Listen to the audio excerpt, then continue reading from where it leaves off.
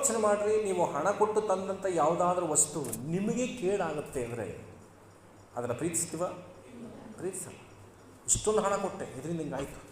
ಮಕ್ಕಳೇ, ನಾವು ಹೆತ್ತಂಥ ಮಕ್ಕಳೇ ನಮಗೆ ವಿರುದ್ಧವಾಗಿ ನಿಂತಾಗ ಇಂತಹ ಮಕ್ಕಳನ್ನ ಎತ್ತನಲ್ಲ ನಾನು, ಯಾತಿಗಾದ್ರೆ ಇವನು ಜನ್ಮ ಕೊಟ್ಟನೋ ಅಂತೇಳಿ ಕಣ್ಣೀರಿಡುವಂಥದ್ದನ್ನು ನಾವು ನೋಡ್ತೀವಿ. ಅಂದರೆ ಸಪೋರ್ಟಿಂಗ್ ಸಿಸ್ಟಮ್ ಆಗಿರಬೇಕಾದಂಥದ್ದು ತದ್ವಿರುದ್ಧವಾದರೆ ಗುಣಗುಟ್ಟುವಿಕೆ ಸ್ಟಾರ್ಟ್ ಆಗ್ತದೆ. ಹಾಗಿದ್ದರೆ ಇವತ್ತು ನನ್ನನ್ನು ನಿಮ್ಮನ್ನು ಆರಿಸಿಕೊಂಡು ಇಂಥ ವಿಷಯಕ್ಕಾಗಿ ಮಗನೇ, ಪ್ರಿಯ ಮಗಳೇ, ನೀನು ಸಪೋರ್ಟಿಂಗ್ ಸಿಸ್ಟಮ್ ಆಗಿರಬೇಕು ಅಂತ ದೇವರು ನೇಮಿಸಿದ್ದಾರೆ.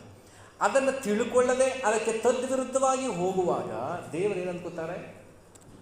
ಬೇಸರಗೊಳ್ತಾರೆ. ಇದನ್ನು ಯಾತಕ್ಕಾದರೂ ನಾನು ಆರಿಸ್ಕೊಂಡೆ. ಇಸ್ಕರಿಯೋತ ಯೂದನ ಬಗ್ಗೆ ದೇವರು ಏನು ಹೇಳ್ತಾರೆ? ಇವನು ತಾಯಿ ಗರ್ಭದಲ್ಲಿ ಹುಟ್ಟದೇ ಇದ್ದಿದ್ರೆ ಎಷ್ಟೋ ಚೆನ್ನಾಗಿರ್ತಿತ್ತು, ಎಷ್ಟೋ ಒಳ್ಳೆಯದಾಗ್ತಿತ್ತು. ನಂದುಕೊಂಡ್ರು ಯೇಸುಸ್ವಾಮಿ.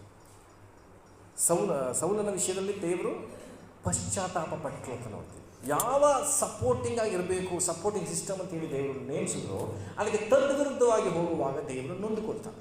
ಇವತ್ತು ನಿಮಗೆ ಒಂದು ಕುಟುಂಬ ಕೊಟ್ಟಿದೆ, ನಿಮಗೊಂದು ಕೆಲಸ ಕೊಟ್ಟಿದ್ದಾರೆ, ನಿಮಗೊಂದು ಮಕ್ಕಳನ್ನು ಕೊಟ್ಟಿದ್ದಾರೆ, ನಿಮಗೆ ಪೋಷಕರನ್ನು ಕೊಟ್ಟಿದ್ದಾರೆ, ನಿಮಗೆ ಸಹೋದರನ ಕೊಟ್ಟಿದ್ದಾರೆ, ಸಹೋದರಿಯನ್ನು ಕೊಟ್ಟಿದ್ದಾರೆ, ಆತ್ಮೀಯರನ್ನು ಕೊಟ್ಟಿದ್ದಾರೆ, ಸಭಾ ಪಾಲಕರನ್ನು ಕೊಟ್ಟಿದ್ದಾರೆ, ಒಂದು ಸಭೆಯನ್ನು ಕೊಟ್ಟಿದೆ, ಒಂದು ಗಾಡಿಯನ್ನು ಕೊಟ್ಟಿದೆ. ಈ ಎಲ್ಲ ವಿಷಯಗಳನ್ನು ತೆಗೆದುಕೊಂಡು ಇದು ಯಾವುದಕ್ಕಾಗಿ ನಾನು ಸಪೋರ್ಟಿಂಗ್ ಸಿಸ್ಟಮ್ ಆಗಿ ತೆಗೆದುಕೊಂಡಿದ್ದೀನಿ, ನಾನು ಯಾವುದಕ್ಕೆಲ್ಲ ಸಪೋರ್ಟಿಂಗ್ ಸಿಸ್ಟಮ್ ಆಗಿ ಇರಬೇಕು ಅನ್ನೋದನ್ನು ಆಲೋಚಿಸಬೇಕು. ಗಾಡಿ ತೆಗೆದುಕೊಂಡ್ರೆ ಏನಕ್ಕೆ? ನನಗೆ ಸಪೋರ್ಟಿಂಗ್ ಸಿಸ್ಟಮ್ ಅದು, ಹೌದಾ? ಅಲ್ಲಿಂದ ಇಲ್ಲಿಗೆ ಬರಲಿಕ್ಕೆ ಸಪೋರ್ಟಿಂಗ್ ಸಿಸ್ಟಮ್. ಪೋಷಕರ ವ್ಯವಸ್ಥೆ ನನ್ನನ್ನು ಕಾಪಾಡಲಿಕ್ಕೋಸ್ಕರ, ನನ್ನನ್ನು ಬೇಗ ತಲುಪಿಸ್ಲಿಕ್ಕೋಸ್ಕರವಾಗಿ. ಆದರೆ ಜನ ಏನು ಮಾಡ್ತಾರೆ ಗೊತ್ತಾ? ಗಾಡಿನೇ ಪೂಜೆ ಮಾಡ್ತಾರೆ. ಈಗ ಯಾರು ಸಪೋರ್ಟಿಂಗ್ ಸಿಸ್ಟಮ್ ಹೇಳಿ? ಗಾಡಿನ ಇವರ? ಉಲ್ಟಾ ಆಗೋಯ್ತು. ನನಗೆ ಗಾಡಿ ಸಪೋರ್ಟಿಂಗ್ ಸಿಸ್ಟಮ್, ದೇವರಾಗಿ ಅದನ್ನು ಮಾರ್ಪಡಿಸ್ಬಿಡ್ಬಾರ್ದು. ಆ ವಿಷಯಕ್ಕೆ ಬರ್ತೀನಿ. ಆದಿಕಾಂಡದಲ್ಲಿ ಇವತ್ತು ನಾನು ಬರೋದಿಲ್ಲ. ಈಗ ವಿಮೋಚನೆ ಕಾರಣಕ್ಕೆ ನಾನು ಹೋಗ್ತೀನಿ. ಕಳೆದ ದಿನದಲ್ಲಿ ಸ್ವಲ್ಪ ಕ್ಲೂ ಕೊಡ್ತಿದ್ದೀನಿ. ಹಳೆ ಒಡಂಬಡಿಕೆಯಲ್ಲಿ ಯೇಸುಸ್ವಾಮಿ ಬರೋದಕ್ಕೆ ಒಬ್ಬ ಮುನ್ಸೂಚನೆಯಾಗಿದ್ದಂಥ ವ್ಯಕ್ತಿ ಯಾರಂದರೆ ಮೋಶೆ. ಎಲ್ಲರೂ ಹೇಳ್ರಿ, ಮೋಶೆ ಈ ಲೋಕದಲ್ಲಿ ಮನುಷ್ಯನಾಗಿ ಹುಟ್ಟಿದಾಗ, ವಿಮೋಚನೆ ಕಾಂಡ 1ನೇ ಅಧ್ಯಾಯಕ್ಕೆ ಬನ್ರಿ, 2ನೇ ಅಧ್ಯಾಯ.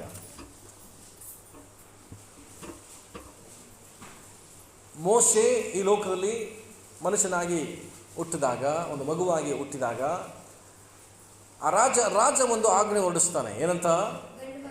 ಗಂಡು ಮಕ್ಕಳನ್ನೆಲ್ಲ ಸಾಯಿಸಬೇಕು ಅಂತ. ಎಲ್ಲರ ಜೊತೆ ನನಗೆ ಹಳಬರಿಗೂ ಹೊಸಬರಿಗೂ ಸೇರಿಸಿ ನಾನು ಮಾತಾಡ್ತೀನಿ. ಮೋಶೆ ನಮಗೆ ದಶಾಜ್ಞೆ ಅಂತ ಏನು ಓದ್ತಿದ್ದೀವೋ ಆ ದಶಾಜ್ಞೆಯನ್ನು ಬರೆಸಿಕೊಟ್ಟವರೇ ಮೋಶೆ. ಈ ಮೋಶೆ ಹುಟ್ಟಿದಾಗ ರಾಜ ಒಂದು ಆಜ್ಞೆ ಹೊರಡಿಸ್ತಾನೆ. ಗಂಡು ಮಕ್ಕಳನ್ನ 2 ವರ್ಷದ ಒಳಗಿರುವ ಎಲ್ಲ ಗಂಡು ಮಕ್ಕಳನ್ನ ಏನು ಮಾಡಬೇಕು? ಕೊಂದು ಬಿಡಬೇಕು ಅಂತ ತೀರ್ಮಾನ ಮಾಡ್ತಾನೆ. ಈ ಮೋಶೆ ಹುಟ್ಟಿದಂಥ ದಿನದಲ್ಲಿ ಈಗ ಅವನು ಏನು ಮಾಡಬೇಕು? ನಾವು ಕೊಲ್ಲಬೇಕೀಗ. ಎಲ್ಲ ಗಂಡು ಮಕ್ಕಳನ್ನು ಕೊಲ್ತಾರೆ. ಯಾರು ಕೊಲ್ಲದೆ ಔಷಿಟ್ಕೊಳ್ತಾರೋ ಅವರ ತಂದೆ ತಾಯಿಗಳ ತಲೆಯನ್ನು ಕಡಿಯಲ್ಪಡ್ತದೆ ಎಂಬುದು ಆಜ್ಞೆ. ಇದನ್ನು ಧೈರ್ಯ ಮಾಡಿಕೊಂಡು ಮೋಶೆಯ ತಂದೆ ತಾಯಿ, ಯಾರಾದ್ರೂ ಹೆಸರು ಹೇಳ್ತಿರೋ? ತಂದೆ ತಾಯಿ ಹೆಸರು? ಗುಡ್, ಲೇಟಾಗಿ ಹೇಳಿದ್ವಿ. ಗುಡ್, ಅಶ್ವಿನಿ ಹೇಳಿದ್ವಿ, ವೆರಿ ಗುಡ್. ಈ ತಂದೆ ತಾಯಿಗಳು ಏನು ಮಾಡ್ತಾರೆ? 3 ತಿಂಗಳು ಆತನನ್ನು ಪೋಷಣೆ ಮಾಡ್ತಾರೆ. ಸಣ್ಣ ಮಗು, 3 ತಿಂಗಳ ಮಗು ಒಳಗಡೆ ಇರುವಂಥ 1 ತಿಂಗಳು 7 ತಿಂಗಳ ಮಗು ಬಚ್ಚಿಡೋಕ್ಕೆ ಸಾಧ್ಯನ? ನಾವು ಸಾಧ್ಯ ಇಲ್ಲ. ಬಟ್ ಧೈರ್ಯ ಮಾಡಿ ಅವರು ಬಚ್ಚಿಡಲಿಕ್ಕೆ ಮನಸ್ಸು ಮಾಡಿಬಿಟ್ಟು. ನಾನು ನೆನೆಸ್ತೀನಿ, ಮಗು ಹೊಟ್ಟೆ ಹಸಿದ್ರೆ ಅಳುತ್ತೆ, ಹೌದಾ? ಏನಾದರೂ ನೊಂದುಗಿದ್ರೆ ನೋವು ಬರೋ ಥರ ಇದ್ದರೆ ಅಳುತ್ತೆ, ಅಥವಾ ಅದನ್ನು ಕೇರ್ ಮಾಡದೆ ಇದ್ದಾಗ ಅದು ಅಳುತ್ತೆ. ಅದು ರೀಸಸ್ ಮಾಡಿಕೊಂಡಾಗ, ಟಾಯ್ಲೆಟ್ ಮಾಡಿಕೊಂಡಾಗ ಸ್ವಲ್ಪ ಲೇಟಾಗಿ ತೆಗೆದ್ರೆ ಮಗು ಏನು ಮಾಡುತ್ತೆ? ಅಳುತ್ತೆ. ಇದೆಲ್ಲವನ್ನು ಇವ್ರ ಅಪ್ಪ ಅಮ್ಮ ಪ್ಲ್ಯಾನ್ ಮಾಡ್ಕೊಂಡ್ಬಿಟ್ರು. ಹಸಿದ್ರು ತಾನೇ ಅಳುತ್ತೆ, ಹಸಿಯಕ್ಕೆ ಬಿಡ್ಬೇಡ, ಪಕ್ಕದಲ್ಲೇ ಕೂತ್ಕ ಮಾಡಿಬಿಟ್ಟು ಎತ್ತಾಗ ಲೇಟ್ ಆದ್ರೆ ತಾನೇ ನೀನು ಏನು ಕೆಲಸ ಮಾಡಬೇಡ, ಅವ್ನು ನೋಡ್ಕ ನೀನು. ಅದು ಇದು ನೊಂದಿರ್ತಾನೆ. ಹೆಂಗೆ ನೀನು ಹಾಲು ಕುಡಿಯೋದು ನಿಂತಾನೆ, ನೀನೇನು ಒಳ್ಳೆದೇ ಬೇಡ ತಿನ್ನಲೇಬೇಡ. ಮಗುಗೋಸ್ಕರ 3 ತಿಂಗಳು ಏನು ಮಾಡಿ? ನಾವು ಬೆಸ್ಟಾಗಿರುತ್ತೆ ತಿನ್ನು, ಮಗುಗೋಸ್ಕರನೇ ತಿನ್ನು. ಮಗುಗೆ ಸಣ್ಣ ಜ್ವರವೋ ಅದು ಇದು ನೋವೋ ಬರಕ್ಕೆ ಬಿಡೋದೇ ಬೇಡ ಅಂತ ಇಬ್ಬರು ಪ್ಲ್ಯಾನ್ ಮಾಡಿಕೊಂಡ್ರು. ಆಗಿರ್ಬೋದಲ್ವ? ಇದೇ ತಂದೆ ತಾಯಿಗಳು ಮಾಡೋದು ಪ್ಲ್ಯಾನ್. ಇದು ತುಂಬ ಜನ ನಾನು ಮಾಡಲ್ಲ. ಸಿಕ್ಕಾಪಟ್ಟ ತಿನ್ನು, ಪ್ರೇಯರ್ ಮಾಡಿಸ್ಕೊಳ್ಳಿ, ಪಾಸ್ಟ್ರೆ ಹಾಸ್ಪಿಟ್ಲಿಗೆ ಹೋಯ್ತು ನಾಮಿ ಎತ್ಕೋದು ಅಂತ ಒಂದು ಪ್ರೇಯರ್ ಮಾಡಿಸ್ಕೊಳ್ಳೋದು. ಇದನ್ನು ಪ್ಲ್ಯಾನ್ ಮಾಡಿಕೊಂಡ್ರು. 3 ತಿಂಗಳು ಅದನ್ನು ಬಚ್ಚಿಟ್ರಂತೆ ನೋಡ್ರಿ. ನಾನು ಅಂದ್ಕೋತೀನಿ ಅದು ಒಂದು ದಿನನೂ ಒಳಗೆ ಬಿಟ್ಟಿಲ್ಲ ಅವರಪ್ಪ ಮೋಸೆ ಭಾಗ್ಯವತ್ತ. ಅಷ್ಟರ ಮಟ್ಟಿಗೆ ಕೇರ್ ಮಾಡಲ್ಪಟ್ಟಿದ್ದಾರೆ. 3 ತಿಂಗಳಾಯಿತು. ಈಗ ನೊಂದ್ರು ನೊಯ್ದಿದ್ರು ಕಿರ್ಚ್ಕೊಂಡು ಆಟ ಆಡೋ ವಯಸ್ಸು ಬಂದ್ಬಿಡ್ತು. ಈಗ ತೊಟ್ಲು ಮಲಗಿರೋ ಕಿರ್ಚಲ್ವಾ, ಅವನ್ನ ನೆಗ್ನಾಡ್ಸೋದೇ ಬೇಡ. ಒಂದು ಕಸ ಅಳ್ಳಾಡಿದ್ರು ನೆಗ್ನಾಡ್ತಾನೆ, ಒಂದು ಕಸ ಅಳ್ಳಾಡಿದ್ರು ನಗಾಡೋಕ್ಕೆ ಸ್ಟಾರ್ಟ್ ಮಾಡ್ತಾನೆ ಮೋಶೆ. ಈಗ ಭಯ ಸ್ಟಾರ್ಟ್ ಆಯಿತು. ಏನು ಮಾಡ್ತಾರೆ ಈಗ? ತೆಗೆದುಕೊಳ್ರಿ ವಿಮೋಚನ ಕಾಂಡ 2ನೇ ಅಧ್ಯಾಯ 3ನೇ ವಚನ ಓದೋಣ. 3ನೇ ವಚನ. ಹಾಂ, ಮರೆ ಮಾಡಲಾಗದೆ ಹಾಂ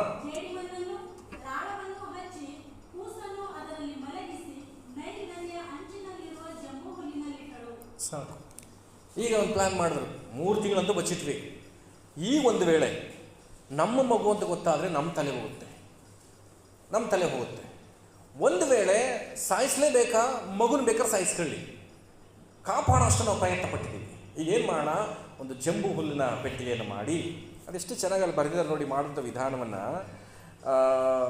ಆಪಿನ ಪೆಟ್ಟಿಗೆಯನ್ನು ತೆಗೆದುಕೊಂಡು, ಆಪಿನ ಪೆಟ್ಟಿಗೆ ಅಂದರೆ ಮರದ್ದು ಆಪು ಕೊಡ್ತಾರೆ ಗೊತ್ತಾ, ಬೆಣೆ ಅದು ಆಪು ಮೀನ್ಸ್ ಮರದ ಒಂದು ಪಟ್ಟಿಗಳಿಂದ ಮಾಡಲ್ಪಟ್ಟ ಒಂದು ಪೆಟ್ಟಿಗೆಯನ್ನು ತಗೊಂಡು ಜೇಡಿ ಮಣ್ಣನ್ನು ರಾಳವನ್ನು ಹಚ್ಚಿ, ರಾಳ ಅಂದರೆ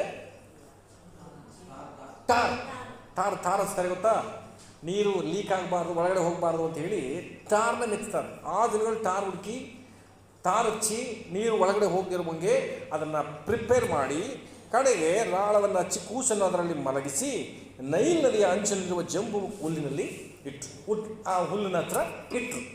ಒಂದು ವೇಳೆ ಬದುಕಿದ್ರೆ ಬದುಕೊಳ್ಳಿ, ಇಲ್ಲ ಕೊಲೆ ಮಾಡಲ್ಪಡಬೇಕಾ ಮಾಡಲಿ, ನಾವು ಮಾಡೋಷ್ಟು ಮಾಡಿದ್ದೀವಿ ಅಂತ ಹೇಳಿ ಆ ಸಪೋರ್ಟಿಂಗ್ ಮಾಡ್ಕೊಂಡು 3 ತಿಂಗಳು ತಂದೆ ತಾಯಿ ಕಾಪಾಡ್ತಾರೆ. ಈಗ ಈ 3 ತಿಂಗಳು ಆ ಮಗು ಬದುಕೋದಕ್ಕೆ ಯಾರು ಸಪೋರ್ಟಿಂಗ್ ಆಗಿದ್ದರು? ತಂದೆ ತಾಯಿಗಳು ಸಪೋರ್ಟಿಂಗ್ ಆಗಿದ್ದರು. ಆ ಊರಲ್ಲಿ ಎಷ್ಟೋ ಮಕ್ಕಳು ಸತ್ತೋಗಿದ್ದಾರೆ. ಆದರೆ ಉಳಿಯಲ್ಪಟ್ಟಂಥ ಒಬ್ಬನೇ ಒಬ್ಬ ಮಗ ಅಂದರೆ ಅದು ಮೋಶೆ. ಕಾರಣ ತಂದೆ ತಾಯಿಯ ಜವಾಬ್ದಾರಿ. ಇವತ್ತು ಮತ್ತೊಬ್ಬರು ಆತ್ಮೀಕತೆಯಲ್ಲಿ ಬಂದು ಹೊಸದಾಗಿ ಹುಟ್ಟದಂಥ ಅನುಭವದಲ್ಲಿ ಬಂದಂಥವ್ರು ಎಷ್ಟೋ ಜನ ಸತ್ತು ಹೋಗಿದ್ದಾರೆ, ಅಂದರೆ ಇಂಜಾರಿಗೆ ಹೋಗಿದ್ದಾರೆ.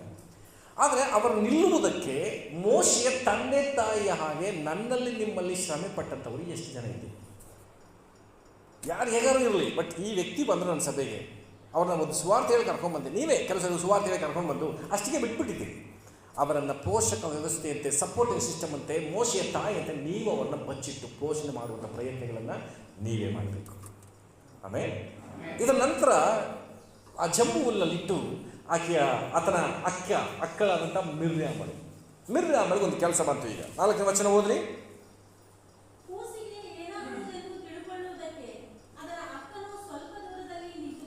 ಏನಂತ ಅಕ್ಕ ಏನು ಮಾಡಿದ್ಲು? ಯಾವ ದೂರದಲ್ಲಿ? ನದಿಯ ಸ್ವಲ್ಪ ದೂರದಲ್ಲಿ ನಿಂತ್ಕೊಂಡಿದ್ದಾಳೆ. ಅಕ್ಕನ ಪ್ರಯಾಸವನ್ನು ನೋಡ್ರಿ. ಏನಂತ ಕೊಟ್ಟರು, ಏನಾಗುತ್ತೆ ಅಂತ ಜಸ್ಟ್ ನೋಡ್ಕೊ ಮಗಳೇ ಅಂತೇಳಿ ಮಿರ್ಯಾಮಳನ್ನು ನಿಲ್ಲಿಸುತ್ತಾಳೆ ಅವರ ತಾಯಿ. ನಿಂತ್ಕೊಂಡಿರುವಾಗ ಈಗ ರಾಜನ ಮಗಳು ಫರೋಹನನ ಕುಮಾರ್ತೆ ಸ್ನಾನಕ್ಕೋಸ್ಕರವಾಗಿ ಆ ದಿನ ನದಿಗೆ ಬರ್ತಿದ್ದಾಳೆ. ಎಲ್ಲರೂ ಹೊಸಬರೆಲ್ಲ ಕೇಳಿಸ್ಕೊಳ್ರಿ. ಸ್ನಾನಕ್ಕೋಸ್ಕರವಾಗಿ ನದಿಗೆ ಬರ್ತಿದ್ದಾಳೆ. ಈ ನದಿಗೆ ಬಂದಂತಹ ಈಕೆ ತನ್ನ ಸ್ನೇಹಿತರ ಸಂಗಡ ಬರ್ತಾಳೆ. ಇಷ್ಟು ದಿನ ಅರಮನೆಯ ನದಿಗೆ ಬರಲ್ಲ ಸ್ನಾನಕ್ಕೆ, ಅಲ್ಲಿಯೇ ವಿಹಾರ ಅಥವಾ ಸ್ವಿಮ್ಮಿಂಗ್ ಪೂಲ್, ಆ ಸ್ನಾನಕ್ಕೆ ಬೇಕಾದ ವ್ಯವಸ್ಥೆಗಳನ್ನ ಅರಮನೆಯಲ್ಲಿ ಮಾಡಿದ್ದಾರೆ. ಆ ದಿನ ಅದನ್ನು ಬಿಟ್ಟು ನಾನು ಇಲ್ಲಿಗೆ ಹೋಗಬೇಕು ನದಿಗೆ ಅಂತ ಹೇಳಿ ತನ್ನ ಸ್ನೇಹಿತರ ಸಂಗಡ ಬರ್ತಿದ್ದಾಳೆ. ಬಂದು ಮುಂದೆ ಹೋದ 5ನೇ ವಚನ.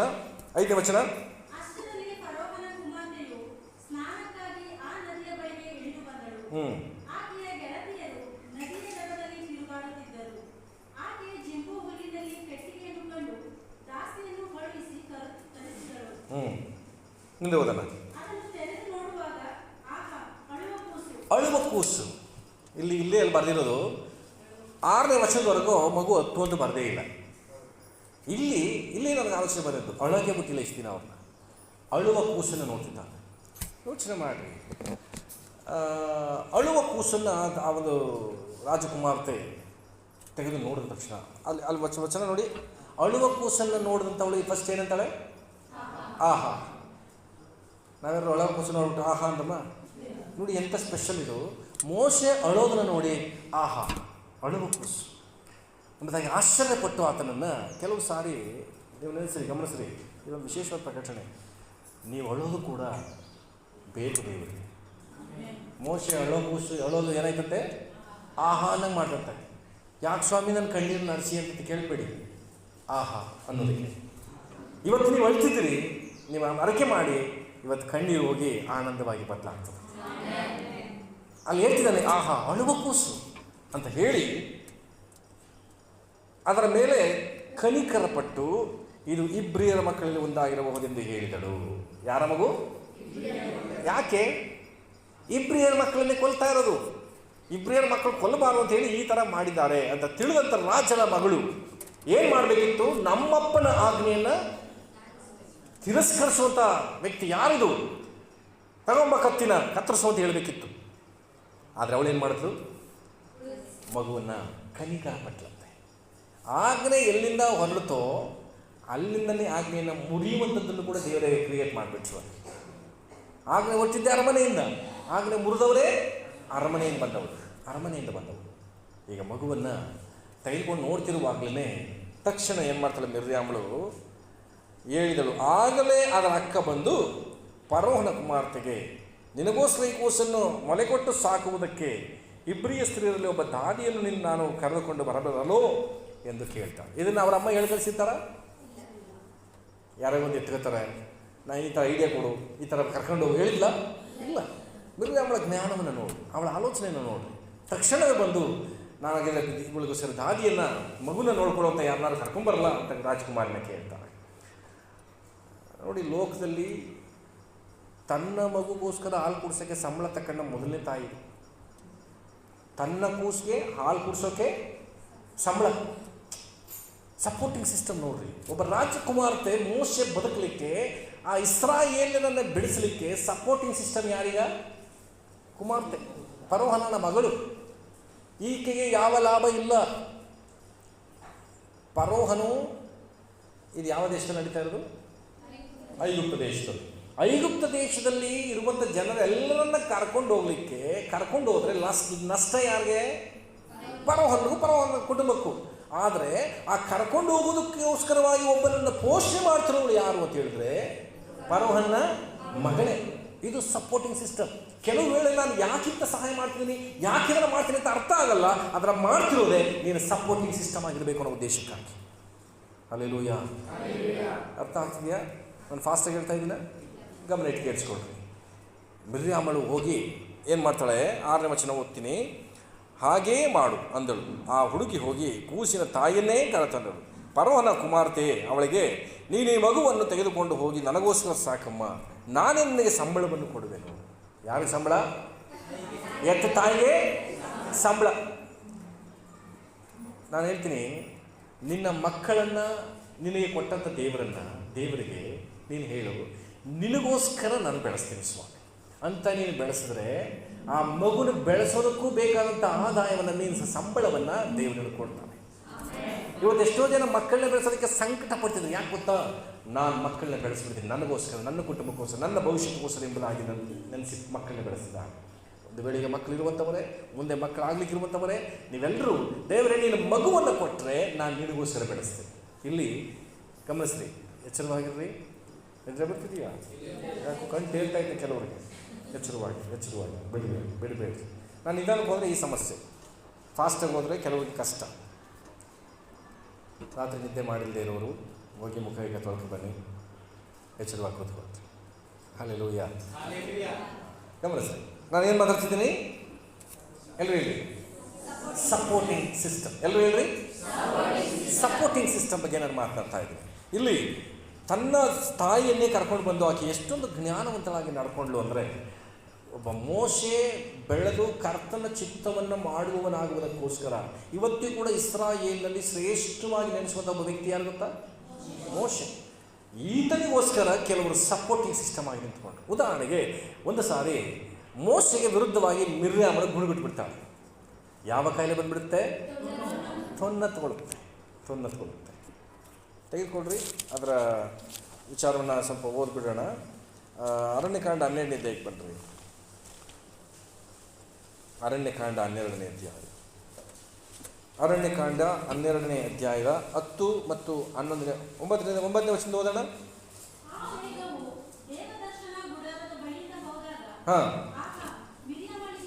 ಮಿರ್ಯಾಮಳಿಗೆ ತೊನ್ನು ಹತ್ತಿದ್ದರಿಂದ ಆಕೆಯ ಚರ್ಮ ಹಿಮದಂತೆ ಬೆಳ್ಳಗಾಗಿ ಹೋಗಿತ್ತು. ಆರೋನನು ಆಕೆಯನ್ನು ನೋಡಲಾಗಿ ಆಕೆಗೆ ತೊನ್ನು ಪ್ರಾಪ್ತವಾಯಿತೆಂದು ತಿಳ್ಕೊಂಡನು. ತೊನ್ನು ಏನಾಗಿತ್ತಂತೆ? ಪ್ರಾಪ್ತವಾಯಿತು ಅಂದ್ರೆ ಅರ್ಥ ಏನು? ಪ್ರಾಪ್ತವಾಯಿತು ಅಂದರೆ ಕೊಡಲ್ಪಡೋದು. ಈಕೆಗೆ ಕೊಡಲ್ಪಟ್ಟಂಥದ್ದು ತೊನ್ನು. ಇನ್ನಿಂದ ನನಗಂದು ಪ್ರಾಪ್ತವಾಗಲಿ ಅಂದರೆ ಕೊಡಿ ಅಂತ ಕೊಡಲ್ಪಡುವುದು. ತೊನ್ನು ಕೊಡಲ್ಪಡ್ತು ಅವಳಿಗೆ. ಈಗ 11ನೇ ವಚನ ನೋಡ್ರಿ. ಆಗ ಆರೋನನ ಮೋಶೆಗೆ, ಅಯ್ಯ, ನಾವು ವಿವೇಕವಿಲ್ಲದೆ ನಡೆದ ದೋಷಿಗಳಾದರೂ ಈ ದೋಷದ ಫಲವನ್ನು ನಾವು ಅನುಭವಿಸುವಂತೆ ಮಾಡಬೇಡವೆಂದು ನಿನ್ನನ್ನು ಬೇಡಿಕೊಳ್ಳುತ್ತೇನೆ ಎಂಬುದಾಗಿ ಮೋಶೆಯ ಬಳಿಯಲ್ಲಿ ಆತನ ಬೇಡಿಕೊಳ್ತಾನೆ. ತಕ್ಷಣವೇ ಮೋಶೆ ದೇವರಲ್ಲಿ ಪ್ರಾರ್ಥಿಸಿದ ಬಳಿಕ ಆಕೆ ಒಂದು ಸಮಯವನ್ನು ಗೊತ್ತು ಮಾಡಿ ಆ ತೊನ್ನಿನಿಂದ ಆಕೆಯನ್ನು ಬಿಡುಗಡೆ ಮಾಡ್ತಾಳೆ. ನಾನು ನಂಬ್ತೀನಿ, ಮೋಶೆ ಸಾಯುವುದರಿಂದ ತಪ್ಪಿಸಿಕೊಳ್ಳುವುದಕ್ಕೆ ಮಿರ್ಯಾಮಳು ಮಾಡಿದಂಥ ಆ ತ್ಯಾಗ ಈಕೆಗೆ ಒಂದು ತಿಳಿಯದೆ ತಪ್ಪು ಮಾಡಿದಾಗ ಆ ತಪ್ಪಿನ ನಿಮಿತ್ತ ಸಾವು ಅವಳಿಗೆ ಬಂತು. ಅದು ಮುಂದಿನ ವಚನ ನೋಡ್ರಿ. ಅದೇ ಆ ಕಾಯಿಲೆಯ ಸಿಂಪ್ಟಮ್ಸ್ನ ಆರೋನ ಹೇಳ್ತಿದ್ದಾನೆ. ಅರ್ಧ ಮಾಂಸ ಕೊಳೆತು ಹೋಗಿ ಹುಟ್ಟಿದ ಶಿಶು ಶವದಂತೆ ಈಕೆ ಆಗಬಾರದು. ಈ ತೊನ್ನಿನ ಕಾರ್ಯ ಏನು? ಅರ್ಧ ಮಾಂಸ ಕೊಳೆತೋಗಿ ಸತ್ತುವಂಥ ಮಗುವಿನ ಶವ ಹೆಂಗಿರುತ್ತೋ ಅದು ಮಾಂಸದ ಮುದ್ದೆ ಅಂತಾರಲ್ಲ, ಹಂಗಿರುತ್ತೆ ಈ ತೊನ್ನತ್ತು ಬಿಟ್ಟು. ಇಂಥ ಸನ್ನಿವೇಶಕ್ಕೆ ನಿನ್ನ ಅಕ್ಕ ಒಳಗಾಗಬಾರ್ದು, ನಾನು ಒಳಗಾಗಬಾರ್ದು, ನಮ್ಮನ್ನು ಕ್ಷಮಿಸು ಅಂತ ಕೇಳ್ಕೊಳ್ತಾರೆ. ಅಂದರೆ ಈಕೆಗೆ ಸಾವೇ ಕಡೆ ಅಂತ್ಯ ಆಗಿತ್ತು. ಆದರೆ ದೇವರು ಅವನ ಪ್ರಾರ್ಥನೆಯನ್ನು ಕೇಳಿ ಆಕೆಗೆ ಎಷ್ಟು ದಿನ ಆದಮೇಲೆ ಗುಣ ಆಗುತ್ತೆ ಹೇಳಿ ನೋಡೋಣ. 7 ದಿನಗಳ ನಂತರ ಗುಣವಾಗಿ ಆಕೆ ಮತ್ತೆ ತನ್ನ ಪಾಳೆಯೊಳಗೆ ಸೇರಿಕೊಳ್ತಾಳೆ. ಹಲ್ಲೆಲೂಯಾ. ಇದು ಯಾಕೆ ನಡೀತು ಗೊತ್ತಾ? ಆಕೆ ಈತನಿಗೆ ಸಪೋರ್ಟಿಂಗ್ ಸಿಸ್ಟಮ್ ಆಗಿದ್ದರಿಂದ ತಿಳಿಯದೇ ತಪ್ಪು ಮಾಡಿದಂಥ ಸನ್ನಿವೇಶ, ತಿಳಿಯದೆ ಸಾವಿಗೆ ಒಳಗಾದಂಥ ಸನ್ನಿವೇಶದಲ್ಲಿ ದೇವರ ಆಕೆಯನ್ನು ಬೆಳೆಸ್ಬಿಡ್ತಾರೆ. ಹಾಗಿದ್ದರೆ ನೀನು ಮತ್ತೊಬ್ಬರಿಗೆ ಸಪೋರ್ಟಿಂಗ್ ಸಿಸ್ಟಮ್ ಆಗಿದ್ದರೆ, ನಿನಗೆ ಒಂದು ವೇಳೆ ಯಾವತ್ತಾದರೂ ಕೇಡು ಸಾವು ಇದ್ದರೆ ಆ ಸಪೋರ್ಟಿಂಗ್ ಸಿಸ್ಟಮ್ ಅಂತಕ್ಕಂಥ ಗುಣ ನಿನ್ನನ್ನು ಕಾಪಾಡೋದಕ್ಕೆ ಅದು ಶಕ್ತವಾಗಿರ್ತದೆ. ಅರ್ಥ ಆಯ್ತಾ? ನೀನು ಕಾಪಾಡಲ್ಪಡಬೇಕಾ? ಮತ್ತೊಬ್ಬರಿಗೆ ಸಪೋರ್ಟಿಂಗ್ ಸಿಸ್ಟಮ್ ಆಗಿರಬೇಕು. ಇಂತಹ ಒಂದು ಆಲೋಚನೆ ಉಳ್ಳವರಾಗಿ ನಾನು ಸಭೆಯಲ್ಲಿ, ದೇವ ಜನರ ಸಂಗಡ, ಕುಟುಂಬದಲ್ಲಿ ನಾನು ಜೀವಿಸಲಿಕ್ಕೆ ಮನಸ್ಸು ಮಾಡಬೇಕು. ಮೋಶೆಗೆ ಸಪೋರ್ಟಿಂಗ್ ಸಿಸ್ಟಮ್ ಆಗಿದ್ದಂತಹ ಮಿರ್ಯಾಮಳು ಎಂಥ ಒಂದು ದೊಡ್ಡ ತ್ಯಾಗಕ್ಕೆ, ಒಂದು ರಿಸ್ಕ್ ತೆಗೆದುಕೊಳ್ಳಿಕ್ಕೆ ಕುಮಾರ್ತೆ ಬಳಿ ಹೋಗಿ ಮಾತನಾಡ್ತಿದ್ದಾಳೆ. ಈ ದಿನಗಳಲ್ಲಿ ರಾಜರನ್ನ ಅಥವಾ ಮಂತ್ರಿಗಳನ್ನು, MLAಗಳನ್ನು ದಿಢೀರ್ ಹೋಗಿ ನಾವು ಮಾತಾಡ್ಸಾಗಿದ್ದ ಇಲ್ಲ, ಮಾತಾಡ್ಸೋಕ್ಕೆ ಬಿಡಲ್ಲ. ಅಂಥ ಕಾಲದಲ್ಲಿ ರಾಜರ ಮಗಳ ಹತ್ರ ಹೋಗಿ ಮಾತಾಡೋದು ಸುಲಭ ಅಲ್ಲ. ಆದರೆ ಧೈರ್ಯ ತೆಗೆದುಕೊಂಡು ಹೋಗಿ ಆಕೆ ಮಾತನಾಡಿ ಮೋಶೆಗೆ ಸಪೋರ್ಟಿಂಗ್ ಸಿಸ್ಟಮ್ ಆಗಿ ನಿಂತವಳೆ ಈ ಮಿರ್ಯಾಮಳು. ಇದರ ನಂತರ ಅನೇಕ ವಿಷಯಗಳನ್ನ ವಿಮೋಚನೆ ಕಾಂಡದಲ್ಲಿ ನಾವು ಧ್ಯಾನ ಮಾಡ್ಬೋದು. ಆದರೆ ನಾನೀಗ ಹೊಸ ಒಡಂಬಡಿಕೆ ಹೋಗಲಿಕ್ಕೆ ಇಷ್ಟಪಡ್ತೇನೆ, ಸಮಯ ಇಲ್ಲದೆ ಇರೋದ್ರಿಂದ. ತೆಗೆದುಕೊಂಡು ಅದಕ್ಕೆ ಮತ್ತಾಯನ ಬರೆಸುತ್ತೆ 1ನೇ ಅಧ್ಯಾಯ. ಮತ್ತಾಯನ ಬರೆದ ಸುವಾರ್ತೆ 1ನೇ ಅಧ್ಯಾಯ 1ನೇ ವಚನವನ್ನು ನಾನೇ ಓದ್ತೀನಿ ನೋಡ್ರಿ. ಮತ್ತಾಯನ ಬರೆದ ಸುವಾರ್ತೆ 1ನೇ ಅಧ್ಯಾಯ 1ನೇ ವಚನ. ಯೇಸು ಕ್ರಿಸ್ತನ ವಂಶಾವಳಿ. ಫುಲ್ ಸ್ಟಾಪ್ ಇದೆಯಾ ಅಲ್ಲಿ? ಎಲ್ಲರೂ ನನ್ನ ಜೊತೆ ನೋಡ್ರಿ, ನನ್ನ ಜೊತೆ ಇರ್ರಿ, ಬೈಬಲ್ ತೆಗೆದುಕೊಳ್ರಿ ಬೇಗ. ಮತ್ತಾಯ 1:1 ಹೇಳ್ತದೆ, ಯೇಸು ಕ್ರಿಸ್ತನ ವಂಶಾವಳಿಯು. ಇದು ನೆರಳು ಮುಗೀತು, ನಿಜ ಪ್ರಾರಂಭ ಆಗ್ತಿದೆ. ಹಳೆ ಒಡಂಬಡಿಕೆ ಮುಗೀತು, ಹೊಸ ಒಡಂಬಡಿಕೆ ಪ್ರಾರಂಭ ಆಗ್ತಿದೆ. ಯೇಸು ಕ್ರಿಸ್ತನ ವಂಶಾವಳಿಯು ಇಲ್ಲಿಗೆ ಸ್ಟಾರ್ಟ್ ಮಾಡಿ ಫಸ್ಟ್ ಹೆಸರು ಬರ್ತಿದೆ. ಆತನು ದಾವೀದನ ವಂಶದವನು, ದಾವೀದನು ಅಬ್ರಹಾಮನ ವಂಶದವನು. ಗಮನಿಸಿ, ಈ ಯೇಸು ಕ್ರಿಸ್ತನ ವಂಶಾವಳಿ ಬರೋದಕ್ಕೋಸ್ಕರವಾಗಿಯೇ ಈಗ ಆದಿಕಾಂಡ 12ನೇ ಅಧ್ಯಾಯದಲ್ಲಿ ಅಬ್ರಹಾಮನ ಬಗ್ಗೆ ನಾವು ನೋಡ್ತೀವಿ. ಅಬ್ರಹಾಮನ್ನು ಯಾಕೆ ಆರಿಸ್ಕೊಂಡು ನಿನ್ನ ಆಶೀರ್ವಾದ ನಿಧಿಯನ್ನಾಗಿ ಮಾಡ್ತೀನಿ ಅಂದ್ರೆ ಗೊತ್ತಾ? ಈ ಜಾಗದಲ್ಲಿ ಯೇಸು ಕ್ರಿಸ್ತನ ವಂಶಾವಳಿ ಬರುವುದಕ್ಕೋಸ್ಕರ. ಹಾಗಿದ್ರೆ ಅಬ್ರಹಾಮ ಯೇಸು ಕ್ರಿಸ್ತನ ವಂಶಾವಳಿಗೆ ಏನಾಗಿದ್ದಾನೆ? ಸಪೋರ್ಟಿಂಗ್ ಸಿಸ್ಟಮ್ ಆಗಿದ್ದಾನೆ. ಹಲ್ಲೆಲೂಯಾ. ಅಬ್ರಹಾಮನಂತೆ ನನ್ನ ಆಶೀರ್ವದಿಸುವಂತ ಕೇಳೋರೆ ನಿನಗೇನು ಸಿಗಲ್ಲ. ನೀನು ಕ್ರಿಸ್ತನಿಗೆ ಸಾಕ್ಷಿಯಾಗಿ ಜೀವಿಸಬೇಕು ಅಷ್ಟೇ. ಇಲ್ಲಿ ಅಬ್ರಹಾಮನ ಸಂತತಿಯ ಬಗ್ಗೆ ಒಂದು ಹೊಗಳಿಕೆ ಇಲ್ಲ. ಆತನ ಕ್ರಿಸ್ತನು ಈ ಲೋಕದಲ್ಲಿ ಬರುವುದಕ್ಕೆ ಆತನೊಂದು ಮಾರ್ಗವಾಗಬೇಕಿತ್ತು. ಅಬ್ರಹಾಮನನ್ನು ಆರಿಸ್ಕೊಳ್ಬೇಕು. ಆದರೆ 17ನೇ ವಚನ ಓದ್ತೀನಿ ನೋಡಿ. 17ನೇ ವಚನ, 1ನೇ ಅಧ್ಯಾಯ 17ನೇ ವಚನ. ಹೀಗೆ ಅಬ್ರಹಾಮನಿಂದ ದಾವೀದನವರೆಗೂ ಒಟ್ಟು 14 ತಲೆಗಳು, 14 ತಲೆಮಾರುಗಳ ಬಗ್ಗೆ ಅಲ್ಲಿ ಬರೆದಿದೆ. ಅಲ್ಲಿ ಲೂಕನ ಬರೆಸುವಾರ್ತೆ 3ನೇ ಅಧ್ಯಾಯ ಓದೋದಾದರೆ ತಲೆಮಾರುಗಳ ಬಗ್ಗೆ ಅಲ್ಲಿ ಬರೆಯಲ್ಪಟ್ಟಿದೆ.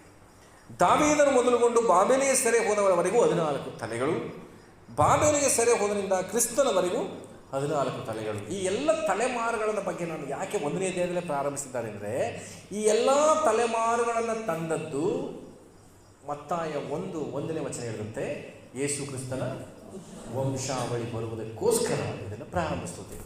ನನ್ನ ಜೊತೆ ಇದ್ದೀರಾ? ಯೇಸು ಕ್ರಿಸ್ತನ ವಂಶಾವಳಿ ಬರೋದಕ್ಕೆ ಇಷ್ಟೆಲ್ಲ ಹಳೆ ಒಡಂಬಡಿಕೆಯಲ್ಲಿ ಯಾವುದೆಲ್ಲ ಘಟನೆಗಳನ್ನ ನಾವು ಓದ್ತೀವೋ, ಅಯ್ಯೋ ಒಬ್ರಿಗೆ ಯುದ್ಧ ಆಯಿತು, ಒಬ್ರಿಗೆ ನಷ್ಟ ಆಯಿತು, ಒಬ್ರಿಗೆ ಕೊಲ್ಲಲ್ಪಟ್ಟರು, ಒಬ್ರಿಗೆ ಇಬ್ಬರು ಹೆಂಡತಿ ಸಮಸ್ಯೆ ಆಯಿತು, ಅವನ ಹೆಂಡತಿ ಸಮಸ್ಯೆ ಆಯಿತು, ಇದೆಲ್ಲ ನಡೆದಂಥ ಉದ್ದೇಶ ಯೇಸು ಕ್ರಿಸ್ತನ ವಂಶಾವಳಿ ಬರೋದಕ್ಕೋಸ್ಕರ. ಇವತ್ತು ನಾನು ಯೇಸು ಸ್ವಾಮಿನ ನಂಬಿ ಸಭೆಯಲ್ಲಿರುವಾಗ ನನ್ನನ್ನು ಯಾವ ಉದ್ದೇಶಕ್ಕಾಗಿ ಆರಿಸ್ಕೊಂಡಿದ್ದಾರೆ ಅನ್ನೋದನ್ನು ತಿಳಿಯದೆ ನಾನು ಆಸ್ತಿ ಮಾಡಬೇಕು, ನಾನು ಹಣ ಮಾಡಬೇಕು, ನಾನು ಮನೆ ಕಟ್ಟಬೇಕು, ನನ್ನ ಮಕ್ಕಳ ಅಭಿವೃದ್ಧಿ ಆಗಬೇಕು, ನಾನು ಎಕ್ಸಾಮ್ನಲ್ಲಿ ಪಾಸ್ ಆಗಬೇಕು, ಆಸ್ತಿ ಒಳ್ಳೊಳ್ಳೆ ಕೆಲಸಗಳನ್ನ ತಗೋಬೇಕು, ಸಂಬಳ ತಗೋಬೇಕು, ಇದೆಲ್ಲವೂ ಬೇಕಾದದ್ದು ನಿಜ. ಆದರೆ ಉದ್ದೇಶ ನಿನಗೆ ಅದಲ್ಲ, ನಿನ್ನ ಮೇಲೆ ಅದಲ್ಲ. ನಾನು ಯಾವುದಕ್ಕೋಸ್ಕರ ಸಪೋರ್ಟಿಂಗ್ ಸಿಸ್ಟಮ್ ಆಗಿರಬೇಕು ಅನ್ನೋದನ್ನು ನೀನು ತಿಳ್ಕೊಂಡ್ಬಿಡ್ತೀಯೋ ಅದಕ್ಕೆ ನಿನಗೆ ಕೆಲಸನೂ ಕೊಡ್ತಾರೆ, ಹಣನೂ ಕೊಡ್ತಾರೆ, ಗಾಡಿನೂ ಕೊಡ್ತಾರೆ, ಮನೆಯೂ ಕೊಡ್ತಾರೆ. ಅರ್ಥ ಆಯ್ತಾನೆ ಹೇಳಿದ್ದು? ನಾವು ಹೋಗುವಂಥ ಮಾರ್ಗ ಸರಿಯಾಗಿದೆ, ಆದರೆ ಉದ್ದೇಶ ಸರಿಯಲ್ಲ.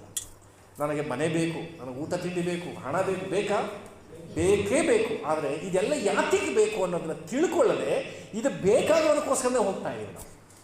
ಅದು ಬೇಕಾಗಿಲ್ಲ ನಮಗೋಸ್ಕರ. ದೇವರ ನೇಮಕವನ್ನು ನೆರವೇರಿಸುವುದಕ್ಕೋಸ್ಕರ, ನಾನು ಸಪೋರ್ಟಿಂಗ್ ಸಿಸ್ಟಮ್ ಆಗಿರಲಿಕ್ಕೋಸ್ಕರವಾಗಿ ಇದೆಲ್ಲವೂ ನನಗೆ ಬೇಕು ಅನ್ನೋದನ್ನು ಅರ್ಥ ಮಾಡ್ಕೋಬೇಕು. ಹೊಸ ಒಡಂಬಡಿಕೆಯಲ್ಲಿ ನಾವು ಧ್ಯಾನ ಮಾಡೋದಾದರೆ ಅದೇ 1ನೇ ಅಧ್ಯಾಯಕ್ಕೆ ಬನ್ನಿರಿ. 18ನೇ ವಚನ ಓದೋಣ. 18ನೇ ವಚನ ನಾನೇ ಓದ್ತೀನಿ ಬಿಡಿ, ಮೈಕಿಲ್ಲ. ಯೇಸು ಕ್ರಿಸ್ತನ ಜನ್ಮವು ಹೇಗಾಯಿತೆಂದರೆ, ಆತನ ತಾಯಿಯಾದ ಮರಿಯಳನ್ನು ಯೋಸೇಫನಿಗೆ ನಿಶ್ಚಯ ಮಾಡಲಾಗಿ ಅವರು ಕೂಡುವುದಕ್ಕಿಂತ ಮುಂಚೆ ಆಕೆಯು ಪವಿತ್ರಾತ್ಮನಿಂದ ಬಸುರಾಗಿದ್ದದ್ದು ತಿಳಿದು ಬಂತು. ಈಗ ಯಾರಿಗೆ ನಿಶ್ಚಿತಾರ್ಥ ಆಗಿದೆ? ಯೋಸೇಫನಿಗೂ ಮರಿಯಳಿಗೂ ನಿಶ್ಚಿತಾರ್ಥ ಆಗಿದೆ. ಈ ಯೋಸೇಫನ ಬಗ್ಗೆ 19ನೇ ವಚನ ಹೇಳ್ತದೆ, ಇವನು ದಾವೀದನ ವಂಶದವನು ಅಂತ ಹೇಳ್ತದೆ. ನೋಡ್ರಿ 19ನೇ ವಚನ ಓದ್ತೀನಿ. ಆದರೆ ಆಕೆಯ ಗಂಡನಾದ ಯೋಸೇಫನು ಸಜ್ಜನನಾಗಿದ್ದು ಆಕೆಯನ್ನು ಬಯಲಿಗೆ ತರುವುದಕ್ಕೆ ಮನಸ್ಸಿಲ್ಲದೆ ಯಾರಿಗೂ ತಿಳಿದಂತೆ ಆಕೆಯನ್ನು ಬಿಟ್ಟು ಬಿಡಬೇಕೆಂದಿದ್ದನು. ಈ ಯೋಸೇಫನ ಕುರಿತಾಗಿ ಒಂದು ಮಾತು ಹೇಳ್ತದೆ, ಸಜ್ಜನನು ಅಂತ. ಸಜ್ಜನ ಅಂದರೆ ಒಳ್ಳೆ ವ್ಯಕ್ತಿ. ಇದೊಂದು ದಾವೀದನ ವಂಶದಲ್ಲಿ ಹುಟ್ಟಿ ಬಂದಂಥ ಒಬ್ಬ ವ್ಯಕ್ತಿ. ಈತನಿಗೆ ನಿಶ್ಚಯ ಮಾಡಲಾಗಿದೆ. ನಿಶ್ಚಯ ಮಾಡಿರುವಾಗಲೇ ಇವನಿಗೆ ಆಲೋಚನೆ ಬಂತು, ಇಂಥ ಪಾಪದ ಕಾರ್ಯ ಮಾಡಿಬಿಟ್ಟಿದ್ದಾಳಲ್ಲ, ಆದರೂ ಅವಳನ್ನು ಬಯಲಿಗೆ ತಂದರೆ ಏನಾಗುತ್ತೆ, ಕಲ್ಲೆಷ್ಟು ಕೊಂದು ಬಿಡ್ತಾನೆ. ಅದಕ್ಕೋಸ್ಕರ ನಾನು ಬಯಲಿಗೆ ತರೋದು ಬೇಡ ಅವಳನ್ನು, ಹಾಗೆ ಮನೆ ಮಗುಗಳನ್ನ ಬಿಟ್ಟುಬಿಡೋಣ ಅಂತ ಆಲೋಚನೆ ಮಾಡಿ ಇದ್ದಂಥ ಸಂದರ್ಭದಲ್ಲಿ ಈ ಮಲಗಿದಂಥ ಸಂದರ್ಭದಲ್ಲಿ ದೇವರ ತನಗೆ ಕನಸಿನ ಮೂಲಕ ಮಾತನಾಡ್ತಾನೆ. 30ನೇ ವಚನ. ಅವನು ಇದನ್ನು ಆಲೋಚಿಸುತ್ತಿರುವಾಗ ಕರ್ತನ ದೂತನು ಅವನಿಗೆ ಕನಸಿನಲ್ಲಿ ಕಾಣಿಸಿಕೊಂಡು, ಎಲ್ಲ ಯೋಸೇಫನೇ, ದಾವೀದನ ವಂಶದವನೇ, ನಿನ್ನ ಹೆಂಡತಿಯಾದ ಮರಿಯಳನ್ನು ಸೇರಿಸಿಕೊಳ್ಳುವುದಕ್ಕೆ ನೀನು ಅಂಜಬೇಡ, ಆಕೆಯ ಗರ್ಭವು ಪವಿತ್ರಾತ್ಮದಿಂದಲೇ ಆಗದ್ದು ಅಂತ ಹೇಳಿ ಯೋಸೇಫನ ಸಂಗಡ ಮಾತನಾಡು. ನೆಕ್ಸ್ಟ್ ಏನು ಹೇಳ್ತಾರೆ ಗೊತ್ತಾ? ನೀನು ಅವಾಗೊಬ್ಬ ಗಂಡು ಮಗ ಹುಡ್ತಾನೆ, ಆತನೇ ನೀನೇ ಹೆಸರಿಡಬೇಕು, ಅವನಿಗೆ ನೀನೇ ಹೆಸರಿಡಬೇಕು. ಸಂಬಂಧ ಇವ ಮದುವೆ ಆಗಬೇಕಾಗಿರೋಂಥ ಹೆಣ್ಣು ಇವತ್ತಿನ ಪರಿಸ್ಥಿತಿಯಲ್ಲಿ ಯೋಚನೆ ಮಾಡಿ, ನನಗೆ ಮದುವೆ ಆಗೋಕ್ಕೆ ಮುಂಚೆ ಆಕೆ ಪ್ರೆಗ್ನೆಂಟ್ ಆಗಿದ್ದಾಳೆ ಅಂದರೆ ಅವಳನ್ನು ಯಾವ ದೃಷ್ಟಿಯಲ್ಲಿ ನಾವು ನೋಡ್ತಿದ್ದೀವಿ? ಮೀನ್ಸ್ ತಪ್ಪಾಗಿ ಅಂತಲ್ಲ, ಪ್ರೀತಿಯ ನೋಟ ನಮ್ಮ ಮುಖದಲ್ಲಿ ಕಾಣುತ್ತಾ? ಅವಳನ್ನ ನೋಡಿದಾಗೆಲ್ಲ ಲೋಕ ಹೇಳ್ತಾರೆ ಗೊತ್ತಾ, ಅಲ್ಲೂ ಹಸಿತಾ ಇತ್ತೆ ಅಂತ. ಅವಳು ನೋಡ್ತಿದ್ರೆ ಅಲ್ಲೂ ಹಸಿತಾ ಇತ್ತೆ ಅನ್ನೋ ಥರ ನೋಡ್ತೀವಿ. ಆದರೆ ಈತನಿಗೆ ಜವಾಬ್ದಾರಿ ಕೊಡ್ತಿದ್ದಾರೆ ದೇವರು, ಹುಟ್ಟೋ ಮಗುಗೆ ನೀನೇ ಹೆಸರಿಡಬೇಕು. ಅವನು ಅಂದ್ಕೋತಾನೆ, ನಾನೇ ಇದಕ್ಕೆ ಕಾರಣ ಅಲ್ಲ, ಇವಳನ್ನ ಬಿಟ್ಬಿಡ್ಬೇಕು ಅನ್ನೋ ಅಸಲಿ ಜೊತೆಗೆ ಅವನಿಗೆ ಹೆಸರು ನಾನೇ ಇಡಬೇಕಂತಲ್ಲ. ಅವನು ಎಂಥ ಸ್ವಭಾವ ಯೋಚನೆ ಮಾಡಿ ನೋಡ್ರಿ. ಸಜ್ಜನನು ಅಂತ ಬೈಬಲ್ ಹೇಳ್ತದೆ. ಇವನು ತಿಳ್ಕೊಂಡ, ನೆನೆಸ್ಕೊಂಡ, ಇವರು ದೇವರು ಏನೋ ಮಾಡ್ತಿದ್ದಾರೆ, ಅದಕ್ಕೆ ನಾನು ಸಪೋರ್ಟಿಂಗ್ ಸಿಸ್ಟಮ್ ಆಗಿರಬೇಕು ಅನ್ನೋದು ದೇವರ ಇಷ್ಟ ಅಂತ ತಿಳ್ಕೊಂಡ್ಬಿಟ್ಟ. ಯೋಸೇಫನು ಮರಿಯಳಿಗೆ ಏನಾಗಿದ್ದಾನೆ? ನಾನು ಹೇಳ್ತೀನಿ, ಆದಾಮನಿಗೆ ಅವುಗಳನ್ನು ಕೊಟ್ಟದ್ದು ಸಪೋರ್ಟಿಂಗ್ ಸಿಸ್ಟಮ್, ಹೌದಾ? ಇಲ್ಲಿ ನಾನು ಹೇಳ್ತೀನಿ, ಮರಿಯಳಿಗೆ ಯೋಸೇಫನನ್ನು ಸಪೋರ್ಟಿಂಗ್ ಸಿಸ್ಟಮ್ ಆಗಿ ಕೊಟ್ಟು ಉಲ್ಟ. ಆಕೆ ಗರ್ಭವತಿಯಾದಳು, ಹೆರುವಂಥ ಸನ್ನಿವೇಶ ಬಂತು. ಆಗ ಹೆರೋದನು ಅವರನ್ನು ಕೊಲ್ಲಬೇಕು ಅಂತ ನೇಮಿಸಿದಾಗ ಏನು ಮಾಡ್ತಾನೆ? ಆ ಊರನ್ನು ಬಿಟ್ಟು ರಾತ್ರಿಯಲ್ಲಿ ಕತ್ತೆಯ ಮೇಲೆ ಕೂರಿಸ್ಕೊಂಡು ಅವನು ಕರ್ಕೊಂಡು ಹೋಗ್ತಾನೆ. ಅವನು ಯೋಚನೆ ಮಾಡಿರಿ, ಅಲ್ಲಿ ವಾಕ್ಯ ಇರ್ತದೆ, ಅಲ್ಲಿವರೆಗೂ ಅವಳನ್ನು ಅರಿಲಿಲ್ಲ ಅಂತಂದರೆ ಅವಳನ್ನು ಸೇರಲಿಕ್ಕೆ, ಅವಳನ್ನ ಬೆರೀಲಿಕ್ಕೆ ಅವನು ಇಷ್ಟಪಡಲಿಲ್ಲ. ಕಾದಿದ್ದ ಏನಾಗುತ್ತೆ ನೋಡೋಣ, ದೇವರು ನನ್ನ ಕನಸು ತಿಳಿಸಿದ ನಿಜ ಆಗುತ್ತೆ ನೋಡೋಣ ಅಂತ ಪ್ರೀತಿಯಿಂದ ಆಕೆಯನ್ನು ಪೋಷಣೆ ಮಾಡಿ ಆಕೆಯನ್ನು ಕರ್ಕೊಂಡು ಹೋಗ್ತಿದ್ದಾನೆ. ಮಗುವನ್ನು ತಾಯಿಯನ್ನು ಕಾಪಾಡ್ತಿದ್ದಾನೆ. ಛತ್ರದಲ್ಲಿ ಹೋಗಿ ಅನೇಕರನ್ನ ಬಾಗಿಲು ತಟ್ತಿದ್ದಾನೆ. ನನ್ನ ಹೆಂಡತಿಗೆ ಡೆಲಿವರಿ ಟೈಮ್ ಬಂದಿದೆ, ಈ ಸ್ಥಳಕ್ಕೆ ವಿಷಯನ ಚೇಂಜ್ ಮಾಡ್ಕೊಳ್ಳೋಣ, ಪ್ರೆಗ್ನೆಂಟ್ ಅನ್ನೋದನ್ನ ಬಿಟ್ಟು. ಈಗ ಒಬ್ಬರಿಗೆ ಒಂದು ಕೆಲಸ ಸಿಗಬೇಕು, ಓದ್ಬಿಟ್ಟು ಸುಮ್ಮನವ್ರೆ. ಕಾವ್ಯ ಓದ್ಬಿಟ್ಟು ಸುಮ್ಮನವ್ರೆ, ಬೇಡವಾ ಅವ್ರ ಹೆಸರು ಅಳ್ತಾರೆ, ಅವ್ರು ಬೇಡ. ಸಂಧ್ಯಾ ಓದ್ಬಿಟ್ಟು ಸುಮ್ಮನವ್ರೆ, ಅವ್ರಿಗೆ ಕೆಲಸ ಬೇಕು. ನಾವೆಲ್ಲ ಎಷ್ಟು ಜನ ಜೊತೆ ಕರ್ಕೊಂಡೋಗಿ ಕಂಪ್ನಿಗಳಿಗೆ ಇವಳೊಂದು ಕೆಲಸ ಕೊಡಿ ಹೇಳ್ತೀವ? ಯಾಕೆ ಹೇಳಿ? ಸಂಬಳ ತಗೊಂಡು ನಂಗೆ ಕೊಟ್ಟಳ ಅಂತೀವಿ, ಹೌದು ತಾನೇ? ಸಂಬಳ ತಗೊಂಡು ನಂಗೆ ಕೊಟ್ಟಳ, ಅದಕ್ಕೆ ಅವಳಿಗೆ ನಾನು ಕೆಲಸ ಹುಡುಕಿ ಕೊಡಬೇಕು ಅಂತ ಯೋಚನೆ ಮಾಡ್ತೀವಿ. ಇಲ್ಲಿ ಮಗುನ ತಾಯಿನ ಎತ್ಕೊಂಡು, ಪ್ರೆಗ್ನೆಂಟ್ ಎತ್ಕೊಂಡು ನನಗೆ ಜಾಗ ಕೊಡಿ ಕೇಳೋಕ್ಕೆ ಇದೆ ನನ್ನ ಮಗುನ ಅಂದ್ಕೋಬೇಕಿತ್ತು. ಅವನು ಏನು ಮಾಡ್ತಿದ್ದಾನೆ? ಮನೆ ಬಾಗಿಲು ತಟ್ಟಿ ಮಗುಗೆ ಜಾಗ ಕೊಡ್ರಿ. ಮರದ ಕೆಳಗಡೆ ಒಂದು ಡೆಲಿವರಿ ಆಗುತ್ತೆ, ಅಲ್ಲಿಂದ ತೆಗೆದುಕೊಂಡೋಗಿ ಒಂದು ಗೋದಲೆಯಲ್ಲೇ ಮಲಗಿಸ್ತಾನೆ. ಎಷ್ಟೊಂದು ರಿಸ್ಕ್ ತೆಗೆದುಕೊಳ್ತಿದ್ದಾನೆ ಯೋಸೇಫ ನೋಡ್ರಿ. ಕಾರಣ ದೇವರ ಒಂದು ಮಾತಿಗೆ ಸಂಬಂಧಪಡದೇ ಇರುವಂತಹ ಕಾರ್ಯಕ್ಕೆ ಈತನ ಒಳಗಾಗಿ. ಇನ್ನು ಹೇಳಬೇಕು ಅಂದರೆ, ಇದರ ನಂತರ ಯೋಸೇಫನಿಗೂ ಮರಿಯಳಿಗೂ ಮಕ್ಕಳಾಯ್ತಾ? ಡೌಟಲ್ಲಿ ಮಾತಾಡ್ತಿದ್ದಾರಲ್ಲ. ಆಯಿತು. ಯೇಸು ಸ್ವಾಮಿಗೆ ತಮ್ಮ ತಂಗಿಯರಿದ್ರು ಅಂತ ನೋಡ್ತೀವ, ಇವರಿಬ್ಬರಿಗೂ ಮಕ್ಕಳಾಗ್ತಾ. ಅವನ ದೃಷ್ಟಿ ಏನು? ಕೆಲವು ಸಾರಿ ನಾವು ದೈಹಿಕವಾದಂಥ ಕಾರ್ಯಗಳನ್ನು ನೋಡಿ ಇದನ್ನು ಗಮನಕ್ಕೆ ಕೇಳಿಸ್ಕೊಳ್ರಿ. ಯಾರಾದರೂ ಒಬ್ಬ ತಪ್ಪು ಮಾಡಿಬಿಟ್ಟ ಅಂತ ನೆನೆಸ್ತಾರೆ. ಮದುವೆ ಆದವ್ರನ್ನೇ ತಗೊಳ್ಳೋಣ. ನನ್ನ ಹೆಂಡತಿ ಪಾಪ ಮಾಡಿಬಿಟ್ಲು, ನನ್ನ ಗಂಡ ಪಾಪ, ನಿಮಗೆ ಲೈಸೆನ್ಸ್ ಕೊಡ್ತಾ ಇಲ್ಲ ನಾನು, ಆಲೋಚನೆ ಮಾಡಿ, ಪಾಪ ಮಾಡಿಬಿಟ್ಲು ಅಂದ ತಕ್ಷಣ ನಮ್ಮ ಕಾನ್ಸೆಪ್ಟ್ ಏನಾಗುತ್ತೆ ಗೊತ್ತಾ? ಇಷ್ಟೇ ಇವಳ ಜೊತೆ ನನ್ನ ಜೀವನ ಬೇಡ, ಮುಂದುವರಿಯುವಂತ ಡಿಸೈಡ್ ಮಾಡ್ತೀವಿ. ಈ ಕಳೆದ ದಿನಗಳಲ್ಲೂ ಕೂಡ ನನ್ನ ಒಬ್ಬರು ಸಹೋದರಿಯ ಬಗ್ಗೆ ನಾನು ಮಾತನಾಡಿದೆ. ಎಂಥ ಒಳ್ಳೆಯ ಹೃದಯ, ನಾನು ಹೆಸರೇಳಿಗೆ ಇಷ್ಟಪಡಲ್ಲ. ಗಂಡ ತಪ್ಪಿನಲ್ಲಿದ್ದಾನೆ, ಪಾಪದಲ್ಲಿದ್ದಾನೆ, ಸಮಸ್ಯೆಲಿದ್ದಾನೆ ಅಂತ ಗೊತ್ತಾದರೂ ದೇವರು ನನಗೆ ಇದನ್ನು ನೇಮಿಸಿದ್ದಾರೆ. ಇರಲಿ ಪಾಸ್ಟರ್, ನೋ ಪ್ರಾಬ್ಲಮ್, ದೇವರು ನನ್ನ ಜೊತೆ ಇದ್ದಾರೆ, ಅವ್ರ ಜೊತೆ ನಾನು ಇರಲಿಕ್ಕೆ ಇಷ್ಟಪಡ್ತೀನಿ ಅಂತ ಹೇಳಿದಂಥ ಮಗಳು ನನ್ನ ಸಭೆಯಲ್ಲಿದ್ದಾರೆ. ಆಮೇಲೆ ಅದೆಲ್ಲವನ್ನು ನನಗೆ ತೋರಿಸೋದು, ಇಂತಿಂಥ ಪಾಪದಲ್ಲಿದ್ದಾರೆ ನೋಡಿ ಪಾಸ್ಟರ್, ಇಂತಿಂಥ ಕಾರ್ಯಗಳಲ್ಲಿದ್ದಾರೆ. ಆದರೂ ನಾನು ದೇವರನ್ನ ನಿಂತ್ಕೊಳ್ತೀನಿ, ನಾನು ದೇವರನ್ನ ಕಂಡುಕೊಂಡಿದ್ದೀನಿ, ನಾನು ದೇವರು ಒಳ್ಳೆಯವರು, ನಾನು ದೇವರಿಗಾಗಿ ನಾನು ಬದುಕ್ತೀನಿ.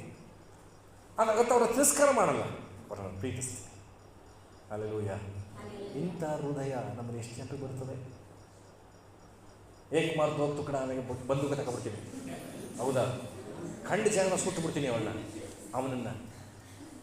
ಅಯ್ಯೋ, ಗಂಡ ಒಂದು ತಪ್ಪಲ್ಲಿ ಸಿಗಾಕೊಂಡ್ರೆ ಸಾಕು, ಮನೇಲಿ ಎಂಟ್ರಿ ಆಗ್ತಿದ್ದಾಗ ಪಾತ್ರೆ ಇಡೋದೇನು, ತಟ್ಟೆ ಇಡೋದೇನು, ಮೊಗ ತಿನ್ಸೋದೇನು, ಹೋಗಿದ್ದಲ್ಲ ಹೋಗು ಅವಳ ಜೊತೆಗೆ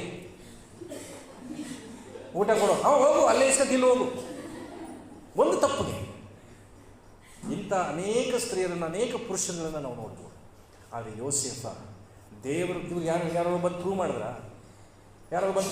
ಕನಸು ಬಿತ್ತು ಅಷ್ಟೇ. ನಮ್ಮ ಸಭೆಗೆ ಹೇಳಿದ್ರೆ ಕನಸನ್ನ, ಅಯ್ಯೋ ಅವಳೇ ಕನಸಾಗ್ಬಿಟ್ಟಿದ್ದಾಳೆ. ಎಷ್ಟು ಕನಸಲ್ಲಿ ತಿಳಿಸಿದ್ರು ಅದೇ ಕೆಸರಲ್ಲಿ ಬಿದ್ದಿದ್ದಾಳೆ. ಇವತ್ತು ಒಂದು ಕನಸಿಗೆ ಕಿವಿಗೊಟ್ಟು ಆತನನ್ನು ಪೋಷಣೆ ಮಾಡಲಿಕ್ಕೆ ಮನಸ್ಸು ಮಾಡ್ತಿದ್ದಾನೆ ಯೋಸೇಫನ ಹೃದಯ. ನನ್ನ ಸಭೆಯಲ್ಲಿ ಎಷ್ಟು ಜನ ಸಜ್ಜನರಿದ್ದೀವಿ ನಾವು? ಸಜ್ಜನನೇ.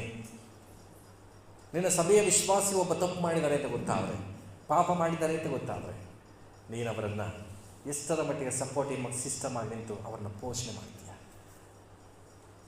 ಲೋಕದಲ್ಲಿ ಕೆಲವು ಆಶ್ರಮಗಳು ನಡೀತದೆ, ಎಲ್ಲೋ ಲೋಕದಲ್ಲಿ ದಾರಿ ಬಿದ್ದವನು ಎತ್ಕೊಂಬಂದು ಅವನ್ನ ಸೇವೆ ಮಾಡ್ತಿದ್ದಾರೆ. Supporting system. ಕ್ರಿಸ್ತನ್ನ ಅರಿತಿದ್ದ ನನಗೂ ನಿಲ್ಲುವಂಥ ಒಂದು ತ್ಯಾಗ ಇಲ್ಲ. ಯಾರೊಬ್ಬರು ತಪ್ಪು ಮಾಡಿದರೆ ಅಂತ ಗೊತ್ತಾದರೆ, ಎಲ್ಲರೂ ನನ್ನ ನೋಡ್ರಿ, ಪಾಪ ಮಾಡಿದರೆ ಅಂತ ಗೊತ್ತಾದರೆ ಅವ್ರನ್ನ ತಪ್ಪಿಸ್ಲಿಕ್ಕೆ ಸಪೋರ್ಟ್ ಮಾಡ್ತಿರಂತ ಪಕ್ಕದಲ್ಲಿ ಕೇಳಿ. ಒಬ್ಬ ವ್ಯಕ್ತಿ ಪಾಪ ಮಾಡಿದರೆ ಅಂತ ಗೊತ್ತಾದರೆ ಅವ್ರನ್ನ ತಪ್ಪಿಸ್ಲಿಕ್ಕೆ ಅವ್ರಿಗೆ ಸಪೋರ್ಟ್ ಮಾಡ್ತೀರಂತ ಕೇಳಿ.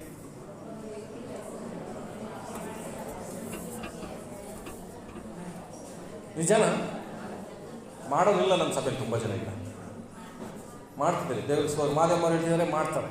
ಅವ್ರು ಬೆಳಿಗ್ಗೆ ಒಂದು ಹಾಡಾಡಿದ್ರು, ಆದರೂ ನನಗೆ ಆಶ್ಚರ್ಯ, ಓದ್ರು ಅಂತ ನನಗೆ ಆ 4-5 ಚರಣಗಳನ್ನು ನೆನಪಿಟ್ಕೊಳಕ್ಕೆ ಬರಲ್ಲ. ಆ ಚರಣಗಳನ್ನು ನೆನಪಿಟ್ಕೊಂಡು ಆಡಿದ್ರು ಆ ಸಾಂಗ್ ಪೂರ್ತಿ ನಾನು ನಗನಗುತ್ತಲೇ ಸಂತೋಷವಾಗಿಯೇ ಕೇಳಿಸ್ಕೊಂಡಿದ್ದೀನಿ. ಅದನ್ನು ಅಷ್ಟರ ಮಟ್ಟಿಗೆ ಮಾದೇವರ ಆದರು. ದೇವರಿಗೆಲ್ಲ ನಿಮ್ಮ ರಾಗವನ್ನು ಆಶೀರ್ವಾದ ಮಾಡಿ. ಹಲ್ಲೆಲೂಯಾ. ಇನ್ನು ಕೆಲವರು ನಮ್ಮ ವಿಶ್ವಾಸಿಗಳು ಸ್ತ್ರೀಯರು ಆಡ್ತಾರೆ, ಅಯ್ಯೋ ದೇವ, ಬೆಡ್ಡು ಏನೋ ಮಂಚದ ಮೇಲೆ ಬೆಡ್ ಹಾಕ್ತೀವಿ ಗೊತ್ತಾ, ಆ ಮಂಚ ಚುಚ್ಚಿದಂಗಿರುತ್ತೆ ನನಗೆ. ಆ ರಾಗವಾರು ವರ್ಡ್ ಸಾರು ನಿಮ್ಮನ್ನು ಚುಚ್ಚಿ ಮಾತಾಡ್ತಿಲ್ಲ, ಸ್ವಲ್ಪ ಕಲೀರಿ. ಹಲ್ಲೆಲೂಯಾ. ಅವ್ರು ಎಲ್ಲಿ ಕಲ್ತರು? ಕೇಳಿಸ್ಕೊತಾರೆ. ಆ ರಾಗಬದ್ಧವಾಗಿ ಅದು ಆಡಲಿಕ್ಕೆ ಪೂರ್ತಿಯಾಗಿ ಹಂಗೆ ಆಡ್ಬೋದು ಹೇಳ್ತಿಲ್ಲ, ಅಲ್ಪ ಸ್ವಲ್ಪ ಆದರೂ ಆಡಲಿಕ್ಕೆ ಮನಸ್ಸು ಮಾಡಬೇಕು. ಹಲ್ಲೆಲೂಯಾ. ದೇವರಿಗೆ ಆಶೀರ್ವಾದ ಮಾಡಿ. ಓಕೆ, ವಿಷಯಕ್ಕೆ ಬರೋಣ. ನಾವು ಸಪೋರ್ಟಿಂಗ್ ಸಿಸ್ಟಮ್ ಆಗಿ ಇದ್ದೇವೆ. ಯೋಸೇಫನು ಸಜ್ಜನನಾಗಿದ್ದರು. ನೀವು ಕೇಳಿದ್ರ, ಯಾರಾದರೂ ತಪ್ಪು ಮಾಡಿ ಪಾಪದಲ್ಲಿ ಸಿಕ್ಕಾಕೊಂಡಿದ್ರೆ ಅವ್ರನ್ನ ತಪ್ಪಿಸ್ತೀರಾ ನೀವು? ದೇವರೇ, ನನ್ನ ಸಭೆಯವರು ಎಂಥ ಜನರು ಕೊಟ್ಟಿದೆ. ಸಜ್ಜನ ಹಳೆ ಹೊಸ ಒಡಮಗಳು ಒಬ್ಬರೇ ಒಯ್ದ. ನಮ್ಮ ಸಭೆ ಎಷ್ಟು ಜನ ಅವರು ನೋಡಿ ಸಜ್ಜನರು. ಹಲ್ಲೆಲೂಯಾ. ಪರಿಸ್ಥಿತಿ ಎದುರಾದಾಗ ಗೊತ್ತಾಯ್ತೆ ಏನಾಗುತ್ತೋ. ಇದು ಬರಲ್ಲ ಅನ್ಕೋಬೇಡಿ, ಖಂಡಿತ ಬರುತ್ತೆ. ನಮ್ಮ ಮಗಳ ಮಧ್ಯದಲ್ಲಿ ಒಂದು ಹೋರಾಟ ಬರುತ್ತೆ, ಒಬ್ಬರ ಬಗ್ಗೆ ತಪ್ಪು ಸನ್ನಿವೇಶಗಳು ಬಂದುಬಿಡುತ್ತೆ. ಅವ್ರನ್ನ ಹೇಗೆ ನೋಡ್ತೀವಿ ಅನ್ನೋದು ನಮಗೆ ಭಾಳ ಪ್ರಾಮುಖ್ಯ. ಸಜ್ಜನನಾಗಿ ಆಕೆಯನ್ನು ಸಂಪೂರ್ಣವಾಗಿ ಪೋಷಿಸ್ತಾನೆ. ಗಮನಿಸ್ರಿ, ಆತನಿಗೆ ಎಷ್ಟರ ಮಟ್ಟಿಗೆ 24ನೇ ವಚನ. ಆಗ ಯೋಸೇಫನು ನಿದ್ದೆ ತಿಳಿದಿದ್ದು ಕರ್ತನ ದೂತನು ಅಪ್ಪಣೆ ಕೊಟ್ಟ ಹಾಗೆ ಹೆಂಡತಿಯನ್ನು ಸೇರಿಸಿಕೊಂಡು. ದೇವರ ಒಂದು ಅಪ್ಪಣೆಗೆ ಎಷ್ಟರ ಮಟ್ಟಿಗೆ, ಎಂತ ಇದು ಚಿಕ್ಕ ವಿಚಾರ, ದೊಡ್ಡ ವಿಚಾರನ ಇದು? ದೊಡ್ಡ ವಿಚಾರ. ನನ್ನ ಹೆಂಡತಿ ನನ್ನ ಮದುವೆ ಆಗಬೇಕಾಗಿದ್ದವಳು ಪ್ರೆಗ್ನೆಂಟ್ ಆಗಿದ್ದಾಳೆ ಅಂತ ಹೇಳಿದ್ರೆ ಕಠಿಣವಾದಂಥ ವಿಷಯ. ಆದರೆ ಒಂದು ಅಪ್ಪಣೆ, ಅದು ದೇವರು ಕೊಟ್ಟಂಥ ಅಪ್ಪಣೆ. ಈಗ ಹೇಳ್ರಿ, ನಿನಗೆ ಕನಸು ಬೀಳೋದು ದೇವರ ಅಪ್ಪಣೆ. ಆದರೆ ಕೆಲವರು ನೋಡಿದ್ದೀನಿ, ಇದು ನಿಮ್ಮ ತುಂಬ ತೊಂದರೆಗೊಳಗಾಗ್ತೀರಿ, ನೀನು ಕುಟುಂಬ ತೊಂದರೆಗೊಳಗಾಗುತ್ತೆ, ಅವಮಾನಗೊಳಗಾಗುತ್ತೆ, ಈ ಕಾರ್ಯ ಬಿಟ್ಬಿಡು ಅಂತ ಹೇಳಿದ್ರು. ಅದೇ ಕಾರಣವಂತ ಸಭೆಯಲ್ಲಿ ಕೆಲವರಿದ್ದಾರೆ. ದೇವರ ಅಪ್ಪಣೆಗೆ ಯೋಸೇಫನು ವಿಧೇಯನಾದನು, ಅದಕ್ಕೆ ಒಳಗಾದನು, ಹೆಂಡತಿಯನ್ನು ಸೇರಿಸಿಕೊಂಡಂತೆ. ಎಂಥ ಒಂದು ಒಳ್ಳೆಯ ಮನಸ್ಸು. ಅವನು ತಿಳ್ಕೊಂಡ, ಮರಿಯಳನ್ನು ನನಗೆ ಮದುವೆ ಮಾಡಿಕೊಟ್ಟಿರೋದು ದೇವರೇನೋ ಮಾಡಲಿಕ್ಕೋಸ್ಕರ ನಾನು ಸಪೋರ್ಟಿಂಗ್ ಸಿಸ್ಟಮ್ ಆಗಿ ಅವರಿಗೆ ಇರಬೇಕು ಅಷ್ಟೇ ಅಂತ ನೆನೆಸ್ಬಿಟ್ಟ. ಇವತ್ತು ನಿನ್ನ ಗಂಡ ಸೇವೆ ಮಾಡಲಿಕ್ಕೆ, ನಿನ್ನ ಗಂಡ ಕೆಲಸ ಮಾಡಲಿಕ್ಕೆ, ನಿನ್ನ ಹೆಂಡತಿ ಕುಟುಂಬ ನಡೆಸಲಿಕ್ಕೆ ನೀನು ಸಪೋರ್ಟಿಂಗ್ ಸಿಸ್ಟಮ್ ಆಗಿ ಮಾತ್ರ ನನ್ನನ್ನು ಕೊಟ್ಟಿದ್ದಾರೆ ಅಂತ ನೆನೆಸಿದರೆ ನಿನ್ನ ಗಂಡ ಹೆಂಡತಿ ಮಧ್ಯದಲ್ಲಿ ಜಗಳವೇ ಬರೋದು. ನಾನು ಫಸ್ಟು ನನ್ನ ಗಂಡನಿಗೆ ಅಂದರೆ ಜಗಳ. ಬೈಬಲ್ ಹೇಳ್ತದೆ ನೀನೇ ಫಸ್ಟ್, ಆದರೆ ನೀನು ಹೇಳಬಾರ್ದು. ಗಂಡ ಹೇಳುವ ಹಾಗೆ ನೀನು ಮಾಡಬೇಕು. ಆಮೇಲೆ ಗಂಡ ಹೇಳುವಾಗ ಮಾಡಬೇಕು. ಫಸ್ಟ್ ಪ್ರಿಫರೆನ್ಸ್ ನನ್ನ ಗಂಡನಿಗೆ, ಫಸ್ಟ್ ಪ್ರಿಫರೆನ್ಸ್ ನನ್ನ ಹೆಂಡತಿ ಅಂತ ಅವರು ಹೇಳಬೇಕೆ ಹೊರತು ನಾನು ಎದುರು ನೋಡಿ ಪಡ್ಕೊಳ್ಳುವುದಲ್ಲ. ಅದು ಇದಕ್ಕೆ ಬೇಕಾದಂಥ ಸಪೋರ್ಟಿಂಗ್ ಸಿಸ್ಟಮನ್ನು ಉದ್ದೇಶದಿಂದ ಅರ್ಥ ಮಾಡ್ಕೊಂಡ್ಬಿಟ್ರೆ ದೇವರು ಅದೇ ರೀತಿಯಲ್ಲಿ ದೇವರನ್ನು ನಡೆಸ್ಲಿಕ್ಕೆ ಹೋಗ್ತಾನೆ. ನಿನ್ನ ಕುಟುಂಬವನ್ನು ನಡೆಸ್ತಾನೆ, ನಿನ್ನ ಕುಟುಂಬದ ಸಮಾಧಾನ ಕೊಡ್ತಾನೆ, ನಿನ್ನ ಮಕ್ಕಳನ್ನು ಅದೇ ರೀತಿಯಲ್ಲಿ ಬೆಳೆಸ್ತಾನೆ. ಇವತ್ತು ನನಗೋಸ್ಕರ ನನ್ನಿಂದಲೇ ಅನ್ನುವಂಥ ಕುಟುಂಬಗಳಿಗೆ ಚಿತ್ರವಾಗಿ ಕಣ್ಣೀರಿಡುವಂಥ ಕುಟುಂಬಗಳನ್ನು ನಾನು ನೋಡ್ತಿದ್ದೀನಿ. ಹಲ್ಲೆಲೂಯಾ. ನಿದ್ರೆ ಬರ್ತಿದೆಯಾ? ಈಗ ನಿದ್ರೆ ಬರ್ತಿಲ್ಲ, ನಾನು ನೋಡ್ತೀನಿ, ಹೋಗಿದೆ ನಿದ್ರೆ. ಗುಡ್. ಕೆಲವ್ರು ಕಣ್ಣು ಹೇಳ್ತಿದ್ದಾಗೆ ಹೊಟ್ಟಾಯಿತು. ನಾನು ಸಪೋರ್ಟಿಂಗ್ ಸಿಸ್ಟಮ್ ಬಗ್ಗೆ ಮಾತಾಡ್ತಿದ್ದೀನಿ. ಈಗ ತುಂಬ ನಿಧಾನಕ್ಕೆ ಮಾತಾಡ್ತಿದ್ದೀನಿ, ಗಮನ ಇಟ್ಟು ಕೇಳಿಸ್ಕೊಳ್ರಿ. ನಾನು ಮಾತಾಡ್ತಿದ್ದು ಮೋಶೆ ಕುರಿತಾಗಿ ಮಾತನಾಡಿದ್ರೆ, ಯೋಸೇಫನ ಕುರಿತಾಗಿ ನಾನು ಮಾತನಾಡಿದೆ. ಕಡೆಯ ಒಂದು ವಿಚಾರವನ್ನು ನಾನು ಹೇಳಿ ಮುಗಿಸ್ಲಿಕ್ಕೆ ಇಷ್ಟಪಡ್ತೇನೆ. ತೆಗೆದುಕೊಳ್ಳೋಣ ಅರಣ್ಯಕಾಂಡ 25ನೇ ಅಧ್ಯಾಯ. ಇಲ್ಲಿ ಒಂದು ಕಥೆ ರೂಪದಲ್ಲಿ ಇಲ್ಲಿ ನಾನು ಮುಗಿಸ್ಬಿಡ್ತೇನೆ. 25ನೇ ಅಧ್ಯಾಯ.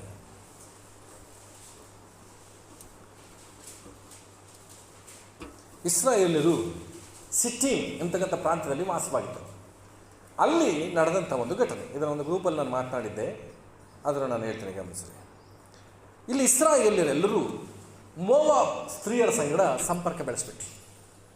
ಮೋವಾಬ್ ಅಂದರೆ, ಮೋವಾಬ್ ಯಾರ ಸಂತತಿ ಹೇಳಿ ನೋಡೋಣ? ಏಸಾವನ ಸಂತತಿ, ಲೋಟನ ಸಂತತಿ. ಅಶ್ವಿನಿ ಹೇಳಿದ್ದಲ್ಲ, ಲೋಟನ ಸಂತತಿ ಮೋವಾಬ್. ಯಾರು? ಮೋವಾಬ್ಯರು ಯಾರ ಸಂತತಿ? ಲೋಟನ ಸಂತತಿ. ಈ ರೂತಳು ಯಾರ ಸಂತತಿ? ಮೋವಾಬರು ಇದ್ರೆ ಲೋಟನ ಸಂತತಿ. ಈ ಮೋವಾಬ್ಯರ ಸ್ತ್ರೀಯರ ಸಹವಾಸವನ್ನು ಮಾಡಿ ಇವರು ಆ ಸ್ತ್ರೀಯರ ಜೊತೆಗೆ ಸೇರಿ ವಿಗ್ರಹಾರಾಧನೆ ಮಾಡೋಕ್ಕೆ ಸ್ಟಾರ್ಟ್ ಮಾಡಿಬಿಟ್ರು. ನನ್ನ ಜೊತೆ ಇದ್ದೀರಾ? ನಾನು ನೋಡಿರಿ, ಕೈ ನೋಡಬೇಡಿ, ಊರು ನೋಡಬೇಡಿ, ಎಷ್ಟೋ ಸಲ ಹೇಳಿದ್ದೀನಿ. ಊರು ಕೂಡ ಆಮೇಲೆ ತೆಗೀರಿ.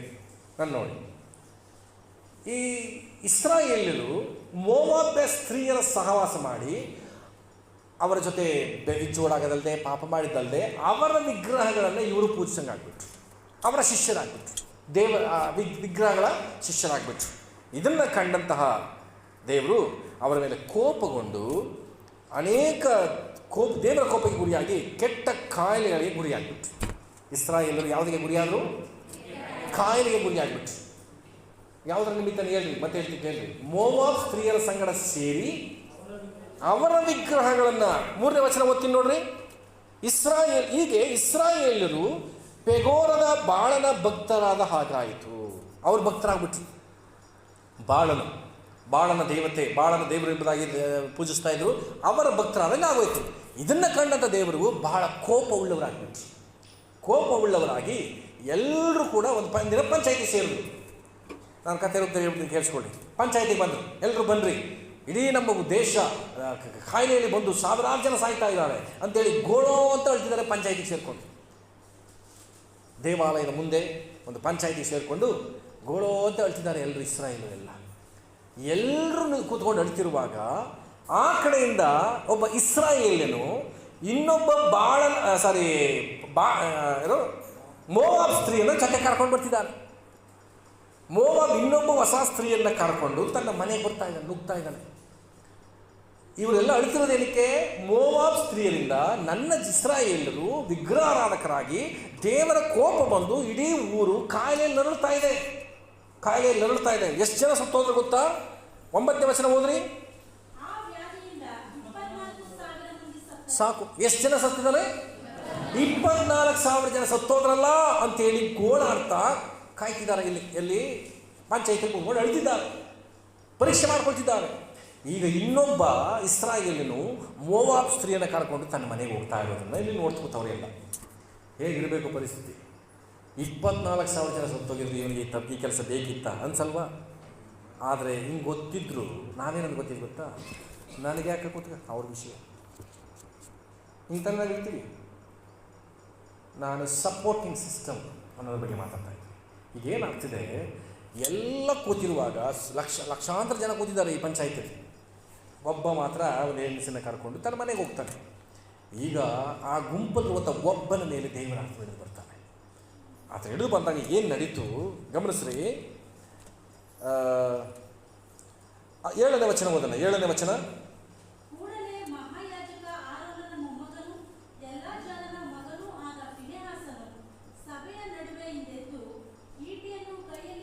ಸಾಕು, ಸಭೆಯಿಂದ ದಿಢೀರ್ ಎದ್ದೇಳ್ತಾನೆ ಫಿನೆಹಾಸನು. ಎಲ್ಲ ಹೇಳ್ರಿ, ಫಿನೆಹಾಸನ್ ಯಾರ ಮೊಮ್ಮಗನವನು? ಆರೋನನ ಮೊಮ್ಮಗ. ಯಾರು? ಮೊಮ್ಮಗ ಏನು ಮಾಡ್ತಾನೆ? ತಕ್ಷಣ ಎದ್ದು ಈಟಿ ಎತ್ತುತ್ತಾನೆ. ಈಟಿಯನ್ನು ಕೈಗೆ ತಗೊಂಡು ಅವನ್ನ ಫಾಲೋ ಮಾಡ್ತಾನೆ.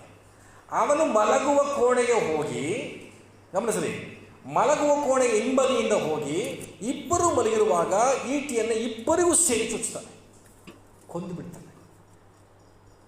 ಯೋಚನೆ ಮಾಡ್ರಿ, 24,000 ಜನ ಸತ್ತೋಗಿರುವಂಥ ನನ್ನ ದೇಶದಲ್ಲಿ ಮತ್ತೆ ಇಂಥ ಪಾಪದ ಕಾರ್ಯವನ್ನು ಮಾಡ್ತಿದೀಯಾ ಅಂತ ಹೇಳಿ ಅವನ್ನ ಕೊಂದು ಬಿಡ್ತಾನೆ. ಸಭೆಯಲ್ಲಿದ್ದ ಯಾರಿಗೂ ಇದನಿಸಲಿಲ್ಲ.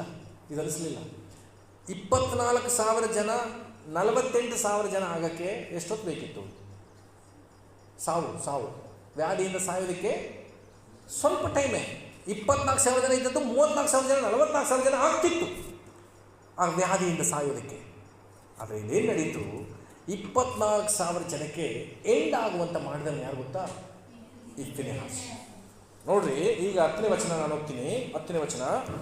ಆಗ ಯೆಹೋವನು ಮೋಶೆಗೆ, ನಾನೇ ನನ್ನ ಗೌರವವನ್ನು ಕಾಪಾಡಿಕೊಳ್ಳುವ ಮೇರೆಗೆ ಮಹಾಯಾಜಕ ಆರೋನನ ಮೊಮ್ಮಗನು ಎಲ್ಲಾಜಾರನ ಮಗನು ಆಗಿರುವ ಫಿನೆಹಾಸನು ನನ್ನ ಗೌರವವನ್ನು ಕಾಪಾಡಿದ್ದರಿಂದ ಇಸ್ರಾಯೇಲರ ಮೇಲಿದ್ದ ನನ್ನ ಕೋಪವನ್ನು ತೊಲಗಿಸಿದ್ದಾನೆ. ಆಮೇಲೆ ದೇವರು ಎಷ್ಟು ಚೆನ್ನಾಗಿ ಹೇಳ್ತಾರೆ ನೋಡಿ. ನಾನೇ ನನ್ನ ಗೌರವವನ್ನು ಕಾಪಾಡಿಕೊಳ್ಳುವ ಮೇರೆಗೆ, ಅದರ ಅರ್ಥ ಏನು? ನನ್ನಕ್ಕೋಸ್ಕರ ಈಗ ನನ್ನ ಗಾಡಿನ ನಾನು ನೋಡ್ಕೊಳ್ಬೇಕು. ನನ್ನ ಗಾಡಿನ ಮತ್ತೊಬ್ರಿಗೆ ಕೊಟ್ಬಿಟ್ಟು ಹೋಗಿ ಸ್ವಲ್ಪ ದಿನ ಇಟ್ಕೊಳ್ಳಿ ಕೊಟ್ಟರೆ ಅವ್ರು ನೋಡ್ಕೊಳ್ಳೋಕೆ ವ್ಯತ್ಯಾಸ ಇಲ್ವಾ? ಹೆಂಗಿರುತ್ತೆ ಹೇಳಿ? ಹಳ್ಳದಿಂದ ನೋಡಲ್ಲ, ಫಾಸ್ಟಾಗಿ ಹೋಗ್ಬೇಕಾ ಇಂಜಿನ್ ಹಾಳಾದ ನೋಡಲ್ಲ, 4 ಜನ ಪೋಸ್ಟ್ಗಳಾಗೂ ಚಿಂತೆ ಮಾಡಲ್ಲ, ಹೌದಾ? ತೊಳೆಗೂ ಯೋಚನೆ ಮಾಡಲ್ಲ, ಒರೆಸೋದು ಇಲ್ಲ, ಬಿಡು 3 ದಿನ ಇಟ್ಕೊಂಡು ಅವ್ರಿಗೆ ಕೊಟ್ಬಿಡ್ತೀನಿ, ಅವ್ರು ನೋಡ್ಕೊತಾರೆ ಅನ್ನಂಗಿರುತ್ತೆ. ಆದರೆ ಸೇಮ್ ಟು ಸೇಮ್ ಇದು ನೆಕ್ಸ್ಟ್ ನನ್ನ ಮಗ ನೋಡ್ಕೊಂಡು ಹೆಂಗಿರುತ್ತೆ? ಇನ್ನೂ ಚೆನ್ನಾಗಿ. ದೇವ್ರು ಹೇಳ್ತಾರೆ, ನಾನು ನನ್ನ ಗೌರವವನ್ನು ಕಾಪಾಡಿಕೊಳ್ಳುವ ಮೇರೆಗೆ ಸೇಮ್ ಟು ಸೇಮ್ ಫಿನೆಹಾಸನು ನನ್ನ ಗೌರವವನ್ನು ಏನು ಮಾಡಿದ್ದಾನೆ? ಕಾಪಾಡಿದ್ದಾನೆ. ಆದ್ದರಿಂದ ಇಸ್ರಾಯೇಲರ ಮೇಲಿದ್ದ ನನ್ನ ಕೋಪವನ್ನು ತೊಲಗಿಸ್ಬಿಟ್ಟ ಅದರ ಅರ್ಥ ಏನು ಹೇಳಿ? ಇಲ್ದಂಗೆ ಆಗೋಯ್ತು. ಇಲ್ಲ, ದೇವರಿಗೆ ಈಗ ಇಸ್ರಾಯೇಲನ್ನು ನೋಡುವಾಗ ಕೋಪ ಕಾಣ್ತಿಲ್ಲ, ಅಯ್ಯೋ ಪಾಪ ಅನ್ನಿಸ್ತ. ಇಸ್ರಾಯೇಲರು ಪ್ರಯಾಸ ಪಟ್ಟರೆ ಇದಕ್ಕೆ? ಇಸ್ರಾಯೇಲರು ಪ್ರಯಾಸ ಪಟ್ಟರೆ ದೇವ್ರ ಕೋಪವನ್ನು ತೊಲಗಿಸ್ಲಿಕ್ಕೆ? ಫಿನೆಹಾಸನಿಗೊಬ್ಬ. ಇಸ್ರಾಯೇಲರೆಲ್ಲರ ಮೇಲೆ ಕೋಪವನ್ನು ತೊಲಗಿಸಲಿಕ್ಕೆ ಒಬ್ಬನೇ ಒಬ್ಬ ಇಲ್ಲಿ ಸಪೋರ್ಟಿಂಗ್ ಸಿಸ್ಟಮ್ ಆಗಿ ನಿಂತಿದ್ದಾನೆ. ಈಗ ದೇವ್ರ ಮುಂದೆ ಹೇಳ್ತಾರೆ, ಅದೇ 10ನೇ ವಚನ ಮುಂದುವರೆಸಿ ಗಮನಿಸ್ರಿ. ನನ್ನ ಕೋಪವನ್ನು ತೊಲಗಿಸಿದ್ದಾನೆ. ಹೀಗಿರುವುದರಿಂದ ನಾನು ನನ್ನ ಗೌರವವನ್ನು ಕಾಪಾಡಿಕೊಳ್ಳುವುದಕ್ಕಾಗಿ ಇಸ್ರಾಯೇಲರನ್ನು ನಿರ್ಮೂಲ ಮಾಡಬೇಕಾದ ಅಗತ್ಯವಿಲ್ಲ. ಹಾಗಿದ್ರೆ ದೇವರನ್ನು ಪ್ಲಾನ್ ಇಟ್ಟಿದ್ರು, ನನ್ನ ಕೋಪ ತೊಲಗಬೇಕು ಅಂದರೆ ಇಸ್ರಾಯೇಲರನ್ನು ಏನು ಮಾಡಬೇಕು? ನಿರ್ಮೂಲ ಮಾಡಬೇಕು. ಅದಕ್ಕೆ ಆ ವ್ಯಾಧಿಯಿಂದ 24,000 ಜನ ಸತ್ತೋದು. ಇನ್ನೂ ದೇವರ ಕೋಪ ಶಮನ ಆಗಬೇಕು ಅಂದರೆ ಏನು ಮಾಡಬೇಕಿತ್ತು? ಇಸ್ರಾಯೇಲನ್ನು ಸೈತಾನೇ ಇರಬೇಕಿತ್ತು. ಅದಕ್ಕೆ ಫಿನೆಹಾಸ ಒಂದು ಅಡ್ಡಲಾಗಿ ಬಂದ. ಇಷ್ಟು ಜನ ಸಾಯೋದಕ್ಕಿಂತ ಒಬ್ಬ ಪಾಪ ಮಾಡ್ತಿರ್ತಕ್ಕಂಥ ಒಬ್ಬ ಸತ್ತರೆ ಸಾಕು ಅನಿಸ್ಬಿಟ್ಟು ಅವನಿಗೆ. ಹಲ್ಲೆಲೂಯಾ. ಅದಕ್ಕೋಸ್ಕರ ಒಬ್ಬನನ್ನು ಅವನು ಆ ಹೆಣ್ಣಿನ ಸಮೇತ ತಿವಿದು ಅದನ್ನು ಸಾಯಿಸಿದ್ರಿಂದ ದೇವರು ಇರ್ತಿದ್ದಾರೆ, ನನ್ನ ಕೋಪ ತೊಲಗೋಗಿದೆ, ಈಗ ಕೋಪ ಶಮನ ಪಡಿಸ್ಕೊಳ್ಳೋಕ್ಕೋಸ್ಕರ ಇಸ್ರಾಯೇಲನ್ನು ನಾನು ಸಾಯಿಸೋ ಅವಶ್ಯಕತೆ ಇಲ್ಲ, ಅಗತ್ಯ ಇಲ್ಲ ಅಂತೇಳಿ ನೆನೆಸ್ತಾರೆ. ಈಗ ಫಿನೆಹಾಸನ ಕುರಿತಾಗಿ ದೇವರು ಮುಂದೆ ಮಾತಾಡ್ತಾರೆ. ಆದ ಕಾರಣ ನಾನೇ ಅವನ ಸಂಗಡ ಸ್ನೇಹದ ಒಡಂಬಡಿಕೆಯನ್ನು ಮಾಡಿಕೊಳ್ಳುತ್ತೇನೆಂದು ಎಲ್ಲರಿಗೂ ತಿಳಿಸು. ಯಾರ ಸಂಗಡ? ಫಿನೆಹಾಸನ ಸಂಗಡ ಸ್ನೇಹದ ಒಡಂಬಡಿಕೆ. ಇವತ್ತು ಇಡೀ ಸಭೆ, ನಮ್ಮ ಸಭೆ ಎಷ್ಟು ಜನ ಇದ್ದಾವೆ? ಈ ಸಭೆ ಕಾಪಾಡಲ್ಪಡೋದಕ್ಕೋಸ್ಕರ, ಈ ಸಭೆ ಬೆಳವಣಿಗೆಗೋಸ್ಕರ, ಈ ಸಭೆ ಅಭಿವೃದ್ಧಿಗೋಸ್ಕರವಾಗಿ, ಈ ಸಭೆ ಆತ್ಮಗಳನ್ನು ತುಂಬಿಸಲ್ಪಡೋದಕ್ಕೋಸ್ಕರವಾಗಿ ಒಬ್ಬ ಫಿನೆಹಾಸನು ನನ್ನ ಸಭೆಯಲ್ಲಿ ಆಗಿದ್ದಾರೆ. ಆಮೇಲೆ ನನ್ನ ಸಭೆಯನ್ನೆಲ್ಲ ದಂಡಿಸ್ಬಿಡ್ಬೇಡ ಸ್ವಾಮಿ. ನನ್ನ ಸಭೆಯಲ್ಲಿ ತಪ್ಪು ಮಾಡೋರು ಇದ್ದಾರೆ, ನನ್ನ ಸಭೆಯಲ್ಲಿ ಪಾಪ ಮಾಡೋರು ಇದ್ದಾರೆ, ನನ್ನ ಸಭೆಯಲ್ಲಿ ಹಿಂಜರಿದವರು ಇದ್ದಾರೆ. ಆದರೆ ಇವರೆಲ್ಲರ ನಿಮಿತ್ತ ಕೋಪ ಶಮನ ಆಗಬೇಕಾ? ನಾನು ಒಬ್ಬ ಫಿನೆಹಾಸನಂತೆ ನಿನ್ನ ಶತ್ರುವಿನ ವಿರುದ್ಧವಾಗಿ ನಿಂತು ನಾನು ಆತನನ್ನು ಕೊಲ್ಲುತ್ತೀನಿ, ನಾನು ಆತನ ವಿರುದ್ಧವಾಗಿ ಪ್ರಾರ್ಥನೆ ನಿಲ್ತೀನಿ, ನನ್ನ ಸಭೆಯನ್ನು ಉಳಿಸುವ. ಹಲ್ಲೆಲೂಯಾ. ದೇವರ ಯೋಚನೆಗೂ ಫಿನೆಹಾಸನ ಯೋಚನೆಗೂ ಯೋಚನೆ ಮಾಡಬೇಕು. ದೇವರ ಯೋಚನೆಯನ್ನು ಬದಲಾಯಿಸುವಂಥ ಕೆಪಾಸಿಟಿ ಈ ಫಿನೆಹಾಸನಿಗೆ ಉಂಟಾಯಿತು. ಮತ್ತೆ ಹೇಳ್ತೀನಿ, ನನ್ನ ಸಭೆಯಲ್ಲಿ ಇಂಥ ಫಿನೆಹಾಸರು ಹೆಚ್ಚಾಗಬೇಕು. ದೇವರ ಸಂಗಡ ನಾನು ಸ್ನೇಹದ ಒಡಂಬಡಿಕೆಯನ್ನು ಮಾಡಿಕೊಳ್ಳುವಷ್ಟರ ಮಟ್ಟಿಗೆ ದೇವರು ನನ್ನನ್ನು ಬಯಸಬೇಕು. ಸಭೆಯಲ್ಲಿ ಇಷ್ಟು ಜನ ಇದ್ದಾರೆ, ಯಾರನ್ನ ಅಭಿಷೇಕಿಸಲಿ ನಾನು ಅಂತ ದೇವರು ಹುಡುಕುವಾಗ ನೀನು ಅದನ್ನು ಕಾಣಬೇಕು.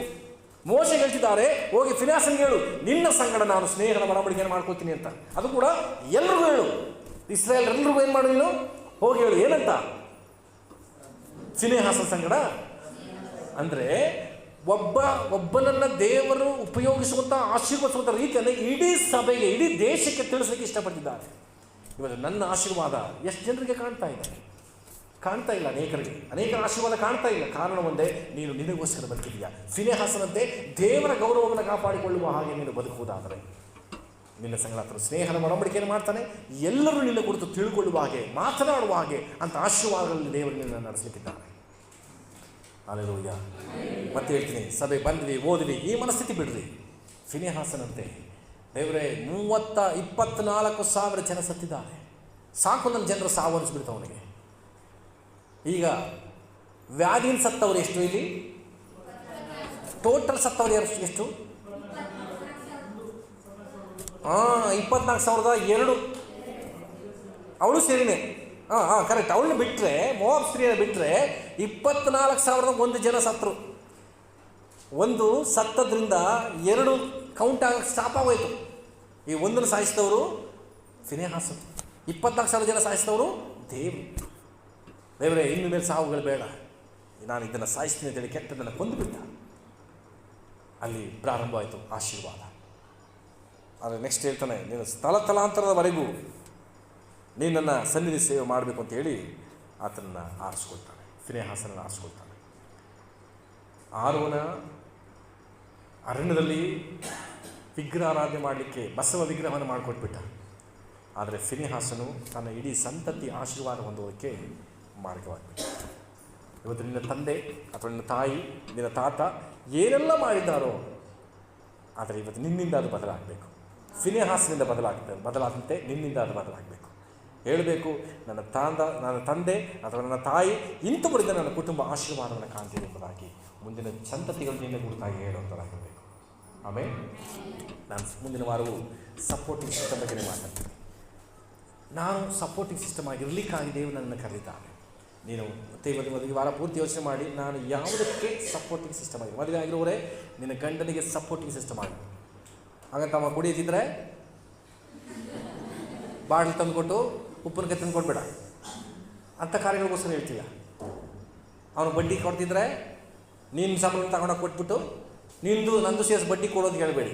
ಅದರ ಸಪೋರ್ಟಿಂಗ್ ಸಿಸ್ಟಮ್ ದೇವರಿಗೆ ಮೆಚ್ಚುಗೆಯಾದ ಕಾರ್ಯಗಳಿಗೆ. ಅದನ್ನು ನಾನು ಮಾತಾಡ್ತೀನಿ ಮುಂದಿನ ವಾರ. ತಪ್ಪಾದದ್ದಕ್ಕೆ ಹೋಗಿ ಸಪೋರ್ಟ್ ಮಾಡಿ ಕಳ್ಕೊಂಡಂಥವರು. ಪ್ರಿಯ ಸಭೆ, ನಾವೆಲ್ಲ ಸಪೋರ್ಟಿಂಗ್ ಸಿಸ್ಟಮ್ನಲ್ಲಿ ಇರಬೇಕಾದ್ರೆ ನಾವು ಮತ್ತೊಬ್ಬರಿಗೆ ಸಹಾಯಕಳಾಗಿ. ಕಳೆದ ವಾರಗಳನ್ನು ನೋಡಿದ್ವಿ, ಯಾಕೊಬ್ಬರ ಕುರಿತು 10,000 ಧ್ಯಾನ ಮಾಡುವಾಗಲೆಲ್ಲ ಅವರು ಸಪೋರ್ಟಿಂಗ್ ಸಿಸ್ಟಮ್ ಆಗಿದ್ದಂಥವರು.